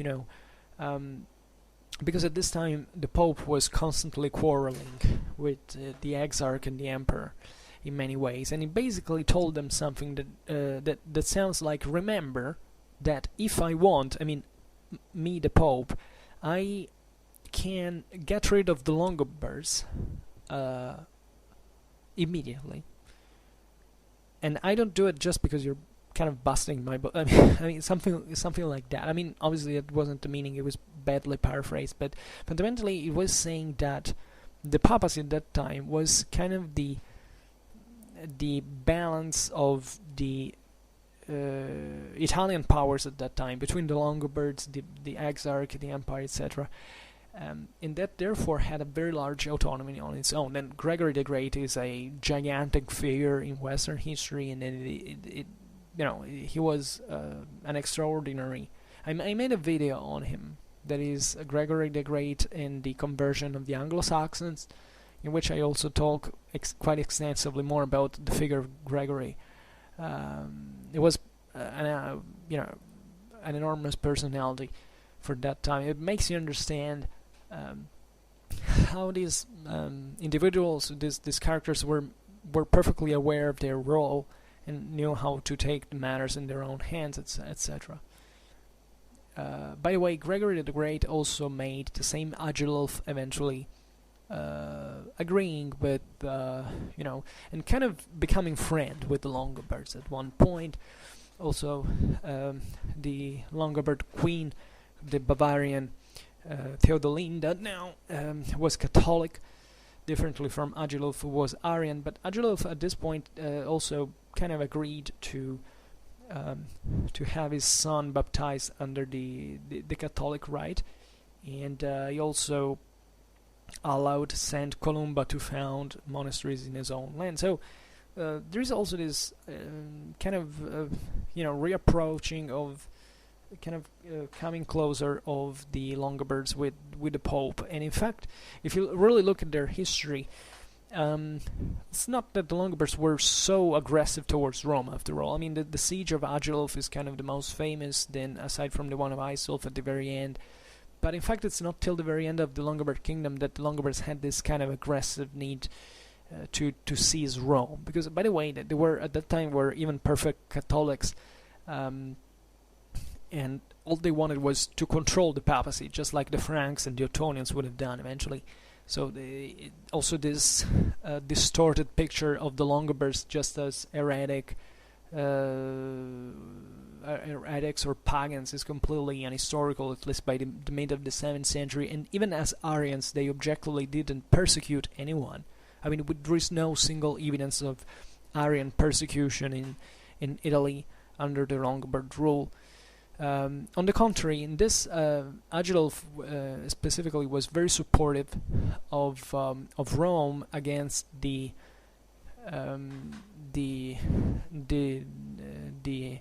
theological, craziness of the heterodoxy of Constantinople that was trying to back those heresies to save the Monophysite provinces under his own control, and actually the Longobards in Rome kind of sided, the Longobard clergy and the Papal one kind of sided against the Byzantines at that time, because it was kind of crazy from their perspective, and they were kind of right. So even in here you see that there wasn't much of an attrition, and if you study that period in history, you realize that the allegiances were quite fluid. So this dichotomy of Longobards versus the Byzantines is not always true. I mean, tendentially it is, but there were also moments of great of peace. For instance, there was a point in which the Byzantines even recognized, by I think the 6th of the 7th century, actually the Lombard conquests. I mean, they kind of granted them always in this kind of ambiguous Byzantine fashion, for which, yeah, theoretically they still wanted to recover those lands, but still they kind of recognized now that Italy was at large now a Lombard possession. So what else can we say? Relatively to Gregory the Great, I think it's time well spent to add something about him. He actually had risen up throughout the same Byzantine administration before becoming Pope. This happened in 573. So before starting his religious journey, because he had been actually a Roman prefect in the style administration. So he was also very well skilled in law, and he was a very resourceful person. He a very skilled person under many points of view. And being Pope anyway at this time was definitely not merely, as most of the times, by the way, an ecclesiastical office. The popes really, as we've seen, controlled the whole city, and they were the ones who effectively kept the Roman community happy and fed, and they had far-ranging interests as well. By the way, consider that there was at this time, especially there is a watershed, historically speaking, that is, well, it comes a bit later, but let's say that at this time the Papal and Byzantine interests were kind of joined on at least there is a major watershed that is Iconoclasm. We'll see it now. I'll tell you later, but just for saying that at this time the Roman Church, so the Church of Rome, the papacy, controlled many estates in Sicily. The Pope had massive estates in Sicily, and that was quite important because that was functional to maintaining the Roman mob supplied. So even at this time, Rome kept being a fairly large city, because it could be well fed. That was particularly important. Just remember that during the Gothic War, Rome had gone literally depopulated at one point. There was one point in which the whole Rome was evacuated, so there was no one living in there. Then at this time, it kind of started.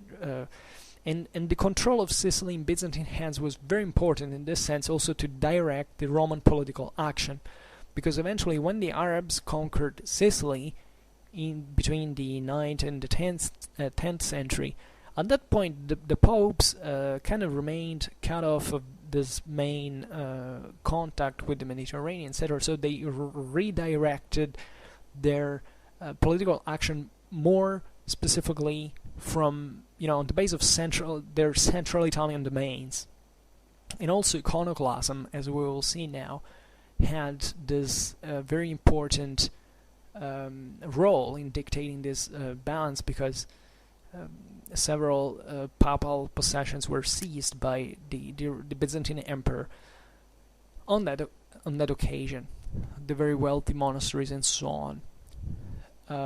So Gregory the Great had eventually, in fact, entering into the clergy, had become Pope, and as a prominent Roman aristocrat, he's definitely, his career was kind of quicker, and he was a very energetic person, and definitely worked all his life to give effective power to the primacy of the Roman bishop.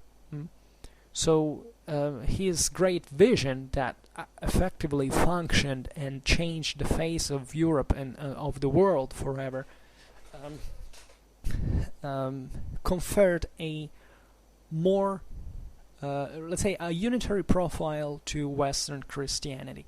This was the real big point. I mean, as we were saying before, the Bishop of Rome, throughout its spiritual influence, expanded the Christian world. It gave the West a unique feeling. You know, these Romano-Germanic kingdoms from Portugal to Britain started to look at the Bishop of Rome, saying, okay, this is a person that we have to reckon.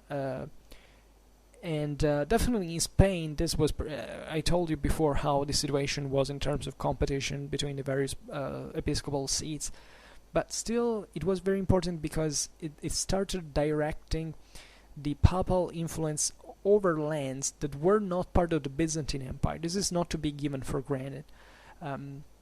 As you know, in the Byzantine Empire, the idea was that the emperor, with the pragmatic sanction, that the emperor was at the head of the church as well. So the centralized center of Christianity that also had its major spiritual primacy, because Rome was renownedly the place of martyrdom and of burial of Saint Peter and Saint Paul, was more autonomous. It was stating fundamentally the contrary. That is, that it's mostly the spiritual power that has to guide the secular one. This was not fully formulated. It was something that came to be well defined in a clear political direction of the papacy from the Gregorian reforms in the second half of the 11th century, renowningly. But it's from this time, and thanks to popes like, in fact, especially Gregory the Great, that de facto an imperial bishop, like the one of Rome, it was still theoretically in the empire, started sowing political bonds with entities that were outside the empire, and creating a kind of a community that definitely kind of existed since kind of a longer time. Because let's be honest, the western lands of the empire were kind of more, they felt themselves to be kind of closer than the eastern ones. It's pretty much obvious. The Roman Empire had this two halves, into which the western one was definitely closer. The western one was also the more Latin in tongue. The eastern one was more Hellenic in tongue. And also, the Western Europe was kind of still more tribal, politically and socially, and more largely rural. The Byzantine one was instead, the one where effectively a state had survived from Roman times, and it was also largely urbanized and commercial one. So there were certain differences that couldn't be ignored. And the religious ones were also very important, because as we were saying before, Constantinople struggled with all these problems of the heresies that in the eastern half of the empire were definitely more developed, because more widespread, because they fundamentally the major the major intellectual centers, as well as the major religious centers of Christianity were there.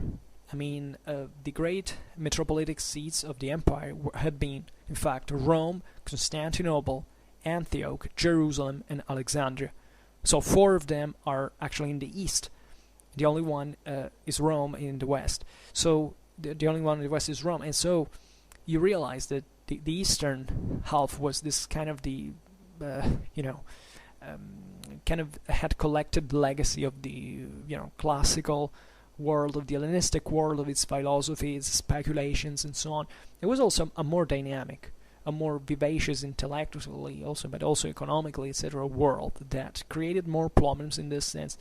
You can read all the heresies that happened into the Roman Empire, and the Christian Roman Empire, as chiefly not as religious events, but chiefly as political events. I mean, monophysism was instrumental for regions like Egypt and Palestine and Syria to detach itself from the control of Constantinople. That is, it's kind of they're all on the eastern Mediterranean, but they're kind of far away from each other. They didn't want to pay the taxes to Constantinople and so on. So Rome kind of, develops this sense of its spiritual prestige, because definitely Rome was recognized even by Constantinople, of course, the primacy of charity. So it was actually, Rome was the most important seat of Christianity, the most important metropolitic center, but it also still develops at this time a greater pride out of its orthodoxy than the East, because the East, including Constantinople, was the hub of these heresies that now were even creating problems in the relation between the empire and Rome itself. So this idea of siding with Rome, also for the Romano-Germanic kingdoms in the West, was saying, okay, let's develop something into which we work together as something separated from that other entity. That is foggy to identify, because you can find it at so many levels, and you can find definitely at this point also more localistically rooted ambitions, like, as we were saying, the Roman Italic clergy was one thing, the Barian one was another, the Lombard one was another, the Frankish one was another, the Anglo-Saxon one was another, but they still recognize altogether the importance of the Roman metropolitic seat as the great organizer, in a certain sense, of Western Christianity, in some way, or more or less. Obviously, centers like Spain were more reluctant to do this. Even Africa actually had, with Carthage before the Arab invasion, this kind of ambitions, like saying, we also are an important seat, even though they weren't metropolis, they were just. But also Carthage had been a fairly advanced center. I mean, Roman Africa was legitimately had been the most intellectually advanced center of the West, at least before the Vandal invasion, and then the definitive loss with the Byzantine Reconquest, definitely, but also especially with the Arab conquest. So just for telling you how the Church of Rome, since this time, however, starts picturing itself at the head of a much greater institution that will lead eventually at the end of this period. That is not actually many years later, that it's just a pair of centuries neither. The union between the papacy and the Frankish Empire, that will fundamentally represent this main competitor of the Byzantine Empire in the West, in between which Rome tried to kind of siding now from one side, now from the other, to kind of maintain at that point its autonomy, and also trying the construction of a territorial domination. Here it's still too early, but since the 8th century also that started to begin with the birth of the Papal state. At this time, Gregory the Great definitely also develops. He acts actually on various fields. Think about the liturgical one. There is the introduction of the so-called Gregorian chant that has its own characteristics and it differed, in fact, from others. So claiming fundamentally an identity on its own, a uniqueness on its own. For not talking about the other immense chapter in Western history, that is the evangelization of the Germanic populations, and chiefly of the Anglo-Saxons in Britain that are converted. They're starting to be converted at this time by the work of Gregory, that coordinated literally all the evangelization of all the various communities, not just in Britain, but generally. That's the most important achievement that he obtained. This last aspect is particularly important because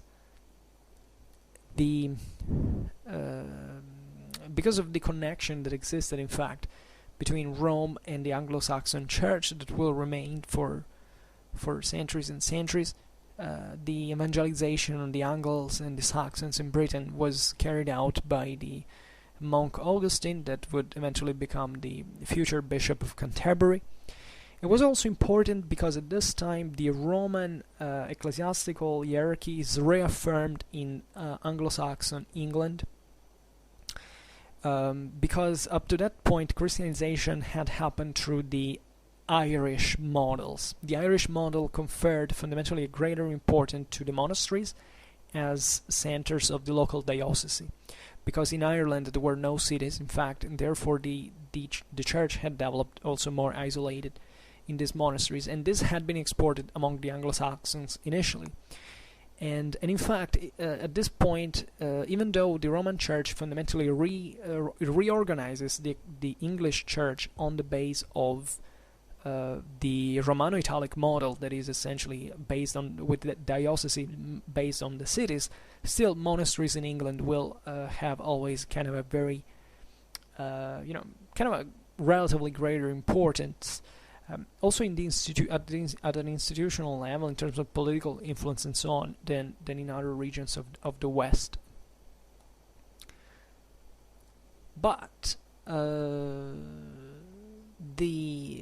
Gregory the Great worked very hard, more intensely in his own Roman milieu, as he dedicated himself to these problems of supplying the city of Rome, assisting the poor in the public constructions, because now Rome, as you can imagine, was kind of very much declined as a city to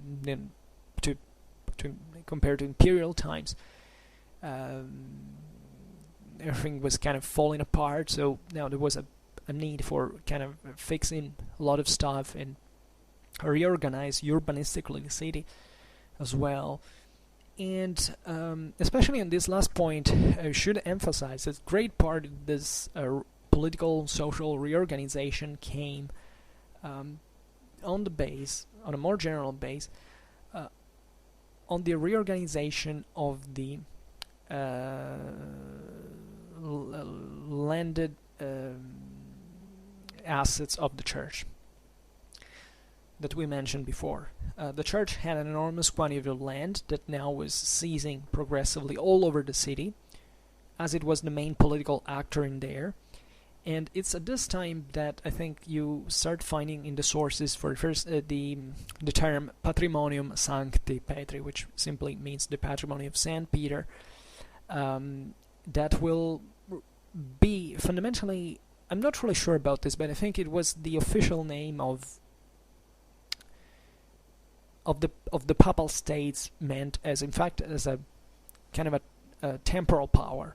You know, the idea that the church at this point, was a kind of a spiritual thing, always, but it still owned some land, some actual property that had its extension. There were people living, working in there, and therefore there was the need to organize the administration of these estates in a way that could be functional for their well-being. So also in here, the development of a papal bureaucracy, of a military power, because the church had its own armies, as we've seen before. So the major reform that was carried out over these estates was through the aggregation of the lands on the base of the so-called masse, as they were called in Latin, and of this latter in patrimonia, so patrimonies that were this major,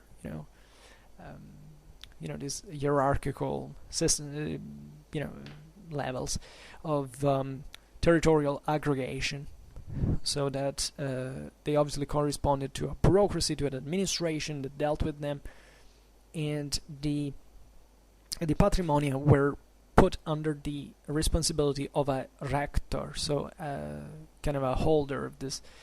It was a papal administrator.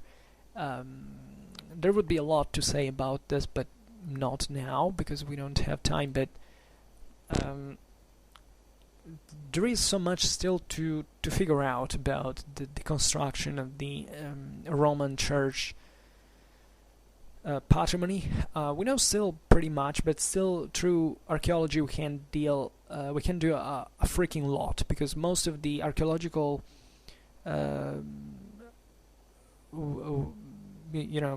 research is excavations are carried out now in the area of Rome, chiefly for discovering ancient stuff from the ancient Roman Empire. But in terms of also of Rome, of early medieval and generally speaking medieval times, there is a freaking lot to do, and most of these excavations has not been done yet. So there should be a much greater attention from international community, from the academies, from archaeologists to invest into this, because there is a massive treasure yet to be discovered in this area, and not just that one from medieval history that is probably would make us speechless, because there is this idea also that most of the centers that disappear also in the sources during the Gothic War or the Lombard invasion is because they kind of went destroyed by the war. But fundamentally that happened also because of the discontinuity into the documentary production, definitely also into destructions. But there were actually so many centers and communities that kept dwelling at this time. They were also pretty much developed. I mean, this was Southern Europe. It was still extremely dynamic, still extremely vital, and especially in this Byzantine lands, I think there is still an enormous quantity around Rome. I mean, Rome had been the greatest metropolis of the ancient world. It had developed also, spread around so many other settlements around the city. I mean, it was a big thing and still not studied as it should.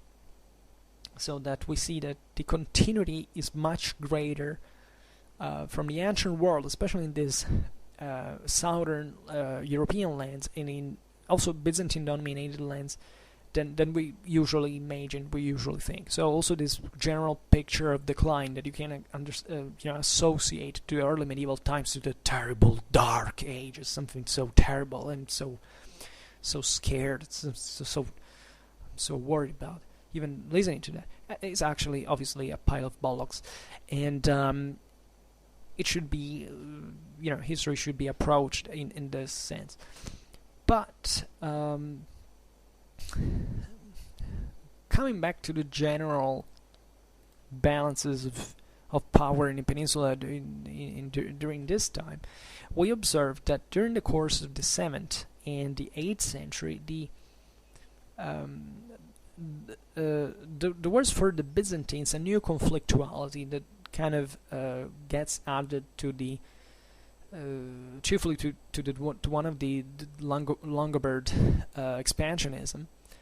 That is the chiefly related to the internal policies that were animated, as we were saying before, by the autonomistic pushes of the various Byzantine duchies that have been created, and also by open rebellions of the same exarchs to the imperial authority.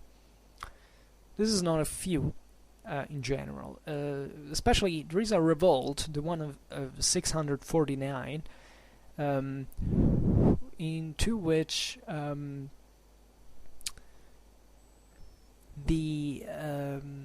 was religiously motivated, at least apparently, because of the opposition of the Pope to the doctrine of monothelism that was at the time being backed by the Byzantine Emperor Heraclius. This was very dangerous for Constantinople. It was one of those, in fact, oppositions that the Pope started to make because of this kind of theological charades of Constantinople. Another one that was pretty serious was the one of 693, and this was even more serious because at this time you had the Exarchate of Ravenna that marched directly on Rome in order to defend Pope Sergius I by the pressures of the Byzantine Emperor. So basically here the Exarch sided with the papacy against Constantinople, interestingly enough. Sergius I had opposed to a Constantinopolitan synod and its decisions, and was being threatened now by the Byzantines. The Byzantines threatened sometimes, the Byzantines even kidnapped popes and brought them in chains to Constantinople, something like that. They were this kind of very brutal, and it corresponded to two completely different worlds, two different political cultures. The Byzantines tended towards this kind of absolutistic monarchical models that were also theocratic ones fundamentally, and the Western Europe was completely different. It was much more egalitarian still in mindset. That was a general distinction that had in fact always separated this kind of the Latin world from the Hellenistic one. That's the difference that we were tracing before. That the East was kind of used to these great empires with monarchs that were considered semi-divine and stuff like that. The West was much more tribal in nature. Even the same Roman emperors had very different ways of proposing their their divine aspirations in the West and in the East. Just take Augustus back in the day. Augustus in Rome was just a princeps that was basically a citizen like all the others, and was chosen by the Republic in theory, to rule. In places like Egypt, Augustus could be represented as sort of a divine actor, just like the pharaohs had been and stuff like that. So this was a very with the progressive detachment of East and the Latin Germanic West, let's say, and Byzantine East were expressed, and that's also why the hostility that generally marks the Middle Ages between the Byzantine world and the Latin Germanic one is manifested, always given that still these Byzantine areas of Italy are very strictly connected with the empire, and also very culturally influenced by its by it. There is also another major events that increased the fracture between the Byzantine lands of Italy with Constantinople.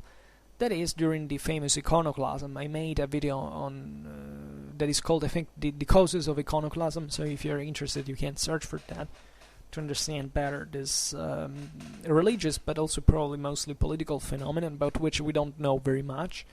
Also in here, I'm kind of siding against the Byzantines, but they also had their own reasons. It's not the apparently.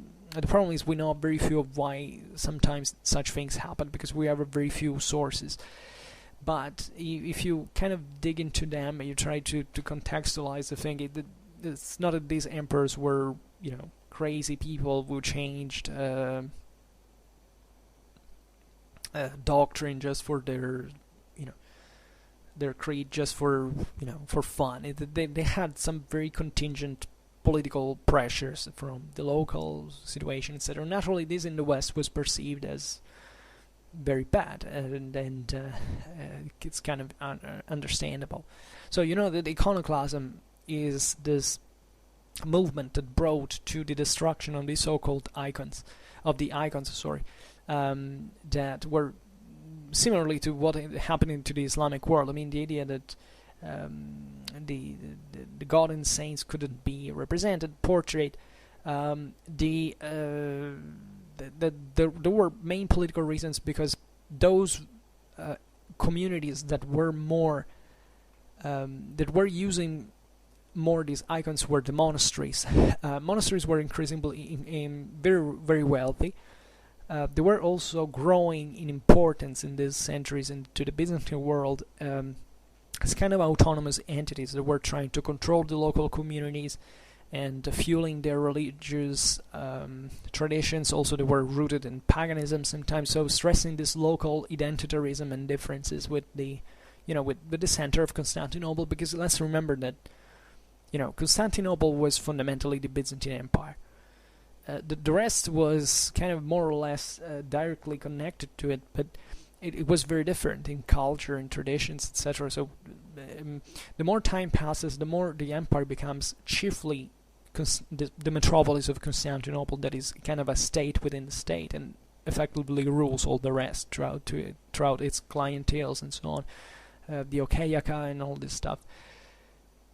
So it turned out that southern Italy, especially, had a freaking lot of monasteries of this kind. Were fat, rich, and they were far away, and that they were not in the core. They were the outskirts of the empire. So the Byzantines decided to seize them and to acquire their properties. So this causes a major outbreak of rebellions into Italy that are brutally repressed with great violence, and they were accompanied definitely also by this persecution of the culture of icons, and iconoclasm that was started by the Emperor Leo III costed to the Church of Rome the loss of several ecclesiastical districts of southern Italy that were now assigned to the Patriarch of Constantinople. And this meant that all the estates that were owned by the monasteries were seized by the Patriarch of Constantinople, and the Roman Church was deprived of it. So the Roman Church, that up to that point had tried to increase its ties with southern Italy and these local communities, was literally cut off from it, and this caused naturally a very brutal fracture between the papacy and Constantinople that, as you know, would escalate eventually in later times in the schism. But there were all these kind of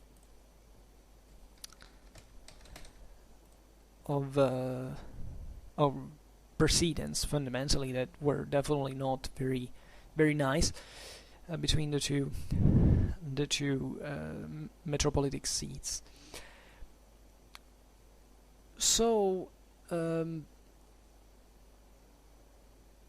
as it is kind of clear, therefore Constantinople had a much greater grip on southern Italy, also with the direct control of Sicily as a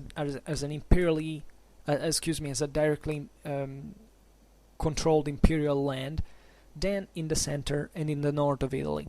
And that's what remains also in the following centuries. Fundamentally, the Byzantines, even when the Longobards are, northern and central Italy is conquered by the Franks, they keep operating in southern Italy. They kind of reconquer it at one point, and they had this major phase,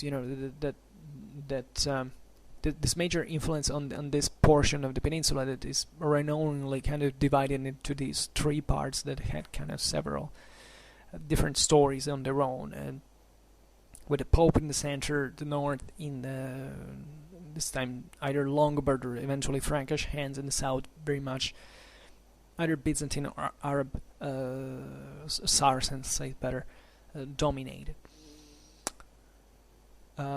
More or less, also because in the same southern Italy, if you look at the map objectively, the Byzantines kept expanding into what was the coastal area. The hinterland was traditionally Lombard, and it remained actually traditionally Lombard in until very late in time, even after the Norman conquest, effectively. So the Byzantines were kind of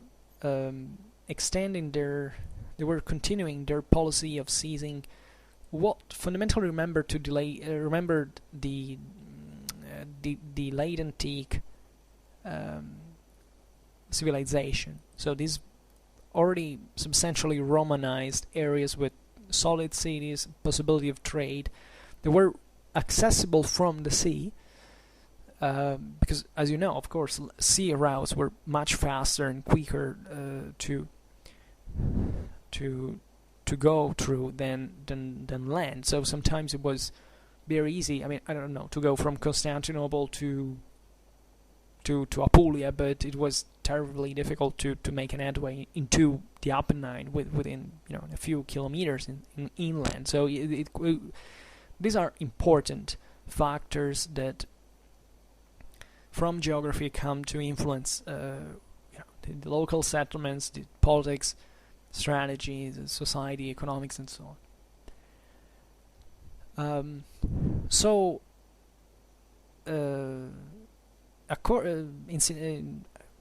As a consequence, also the Byzantine lands of Italy tend to have different orientations, because are the ones of the center and of the north and the peninsula that detach themselves more from the empire. So the Exarchate and Rome, namely, that are the ones over which the empire has now a very weak control, if not a very few one. And these were entities that were in fact capable of deciding, politically speaking, on the base of their territorial routing, decided that they could take. And there is a reflection that is important to make at this point, because Byzantine Italy was actually much weaker and fragmented, and more fragmented than the Lombard kingdom. This is also a very important thing. In fact, the Lombard kingdom, if it hadn't been for the Frankish conquest, would have fundamentally seized all these lands. Ravenna fell to the Longobards in 751. Rome was about to be seized by the Longobards if the Franks had not intervened into the peninsula. So there is this world that you can distinguish from, that into which you realize that the direct Byzantine control of Italy fails into these areas. It's possible to extend it to southern Italy in a certain measure, but these other areas fundamentally, osmotically change to become something Italic, not Byzantine anymore. And this is particularly evident in the case of, also linguistically speaking, but just in the political direction. And these are also lands that will be encompassed into the Frankish orbit. The Carolingians seize both both the Longobard kingdom and the Exarchate, and also extend their protectorate over Rome. And not only, they also try to expand into regions like the Venetian lagoons, Istria, so trying to recover our Byzantine-ruled lands there, and also expanding towards southern Italy. They try to contend to the Byzantines a little bit, but it's kind of difficult to reach from their perspective. It remains kind of a gray area, a middle ground where other political actors can play, chiefly to autonomize themselves, but also to expand, like in the case of the Saracens. But the general picture is interesting because this is a bit of a watershed. When one thinks about Byzantine Italy, definitely thinks about the Exarchate of Ravenna. I mean, iconically speaking, that's really it. But just for saying that, actually, Byzantine Italy, even if today we didn't talk about it specifically, had a very long-lasting history, fundamentally from the 6th to the 12th century. And there were so many kind of back and forths and transformations and evolutions and different actors that came there, and fundamentally the only ones that the only political entity that is able to give back a political unity to southern Italy in that case, after all this mess, are the Normans that come and fundamentally wipe out the Byzantine presence once for all. and even though they risked to be wiped out by the Byzantines in the 12th century, fundamentally give back a unity that at that point completely sweeps away the Byzantine presence into Italy that at that point had remained in a way or another, and that had kind of changed also the local customs, local perceptions, and that had also served to, but in a very autonomous, in a very autonomistic sense, more than an actual direct control. And it's very interesting to study every single entity in this sense, especially those cities on the Tyrrhenian coast that came to be even maritime republics on their own. They were all of Byzantine origin, and in origin, of Roman origin, of Hellenic origin, so that they had all this very strong connection with the Mediterranean and this kind of Roman world that was still out there in the east, but now in the west had kind of faded away. Another major hair of that Byzantine administration is Venice, that actually fights also on behalf of the empire against the Franks that try to invade the lagoons. At that time, Venice wasn't quite born in the sense that of the republic and so on, but that, for example, is a political entity that didn't have many options to expand inland, at least up to a certain point in history, that, however, kind of developed in a very depressed area, because that's not, technically speaking, a very fertile, developed area in the early medieval times, but it's true trade, and in fact, through the direct connection, direct link, contacts with Constantinople, it is able to develop into basically one of the largest and wealthiest cities in the world medieval civilization, because of that legacy, let's say, and obviously also a great deal of entrepreneuriality and dynamism and aggressiveness. So something that the Venetians added on their own, but that still is born out of that thing. And there are many other, for instance, Sardinia. Sardinia was technically Byzantine, in fact, and kind of autonomized itself, and it had in its administration kind of this remnants of the ancient Roman law that eventually also in there kind of became customary, but it maintained theoretically this more kind of statal form, even though this been probably overly emphasized because it wasn't kind of a very centralized system at all, as it's usually depicted and emphasized. But just for saying that Byzantine presence did leave a mark. There were many Orthodox monasteries into places, especially like Sicily. We talk about these Greek-speaking minorities in places like Apulia and so on. And many other, and chiefly also this kind of ducal institutional organization that in fact was at the base of places like Venice, that had in fact the Doge, that was the Venetian for the ancient dukes, Latin, that was, and what is interesting about this is that these were duchies, so they had a strictly military nature. I mean, the Byzantines had thought of all these various, the duchies of Naples, of Salerno, of other, as military centers, because otherwise they would have been kind of counties. And it's interesting how, in this sense, they were kind of similar to the Lombard duchies. They were also called like that. So also this military dimension of the Italic frontier between the Lombards and the Byzantines is kind of fascinating, and you understand even there that there were lots of intersections, fundamentally, a lot of contacts, lots of interests that were in common.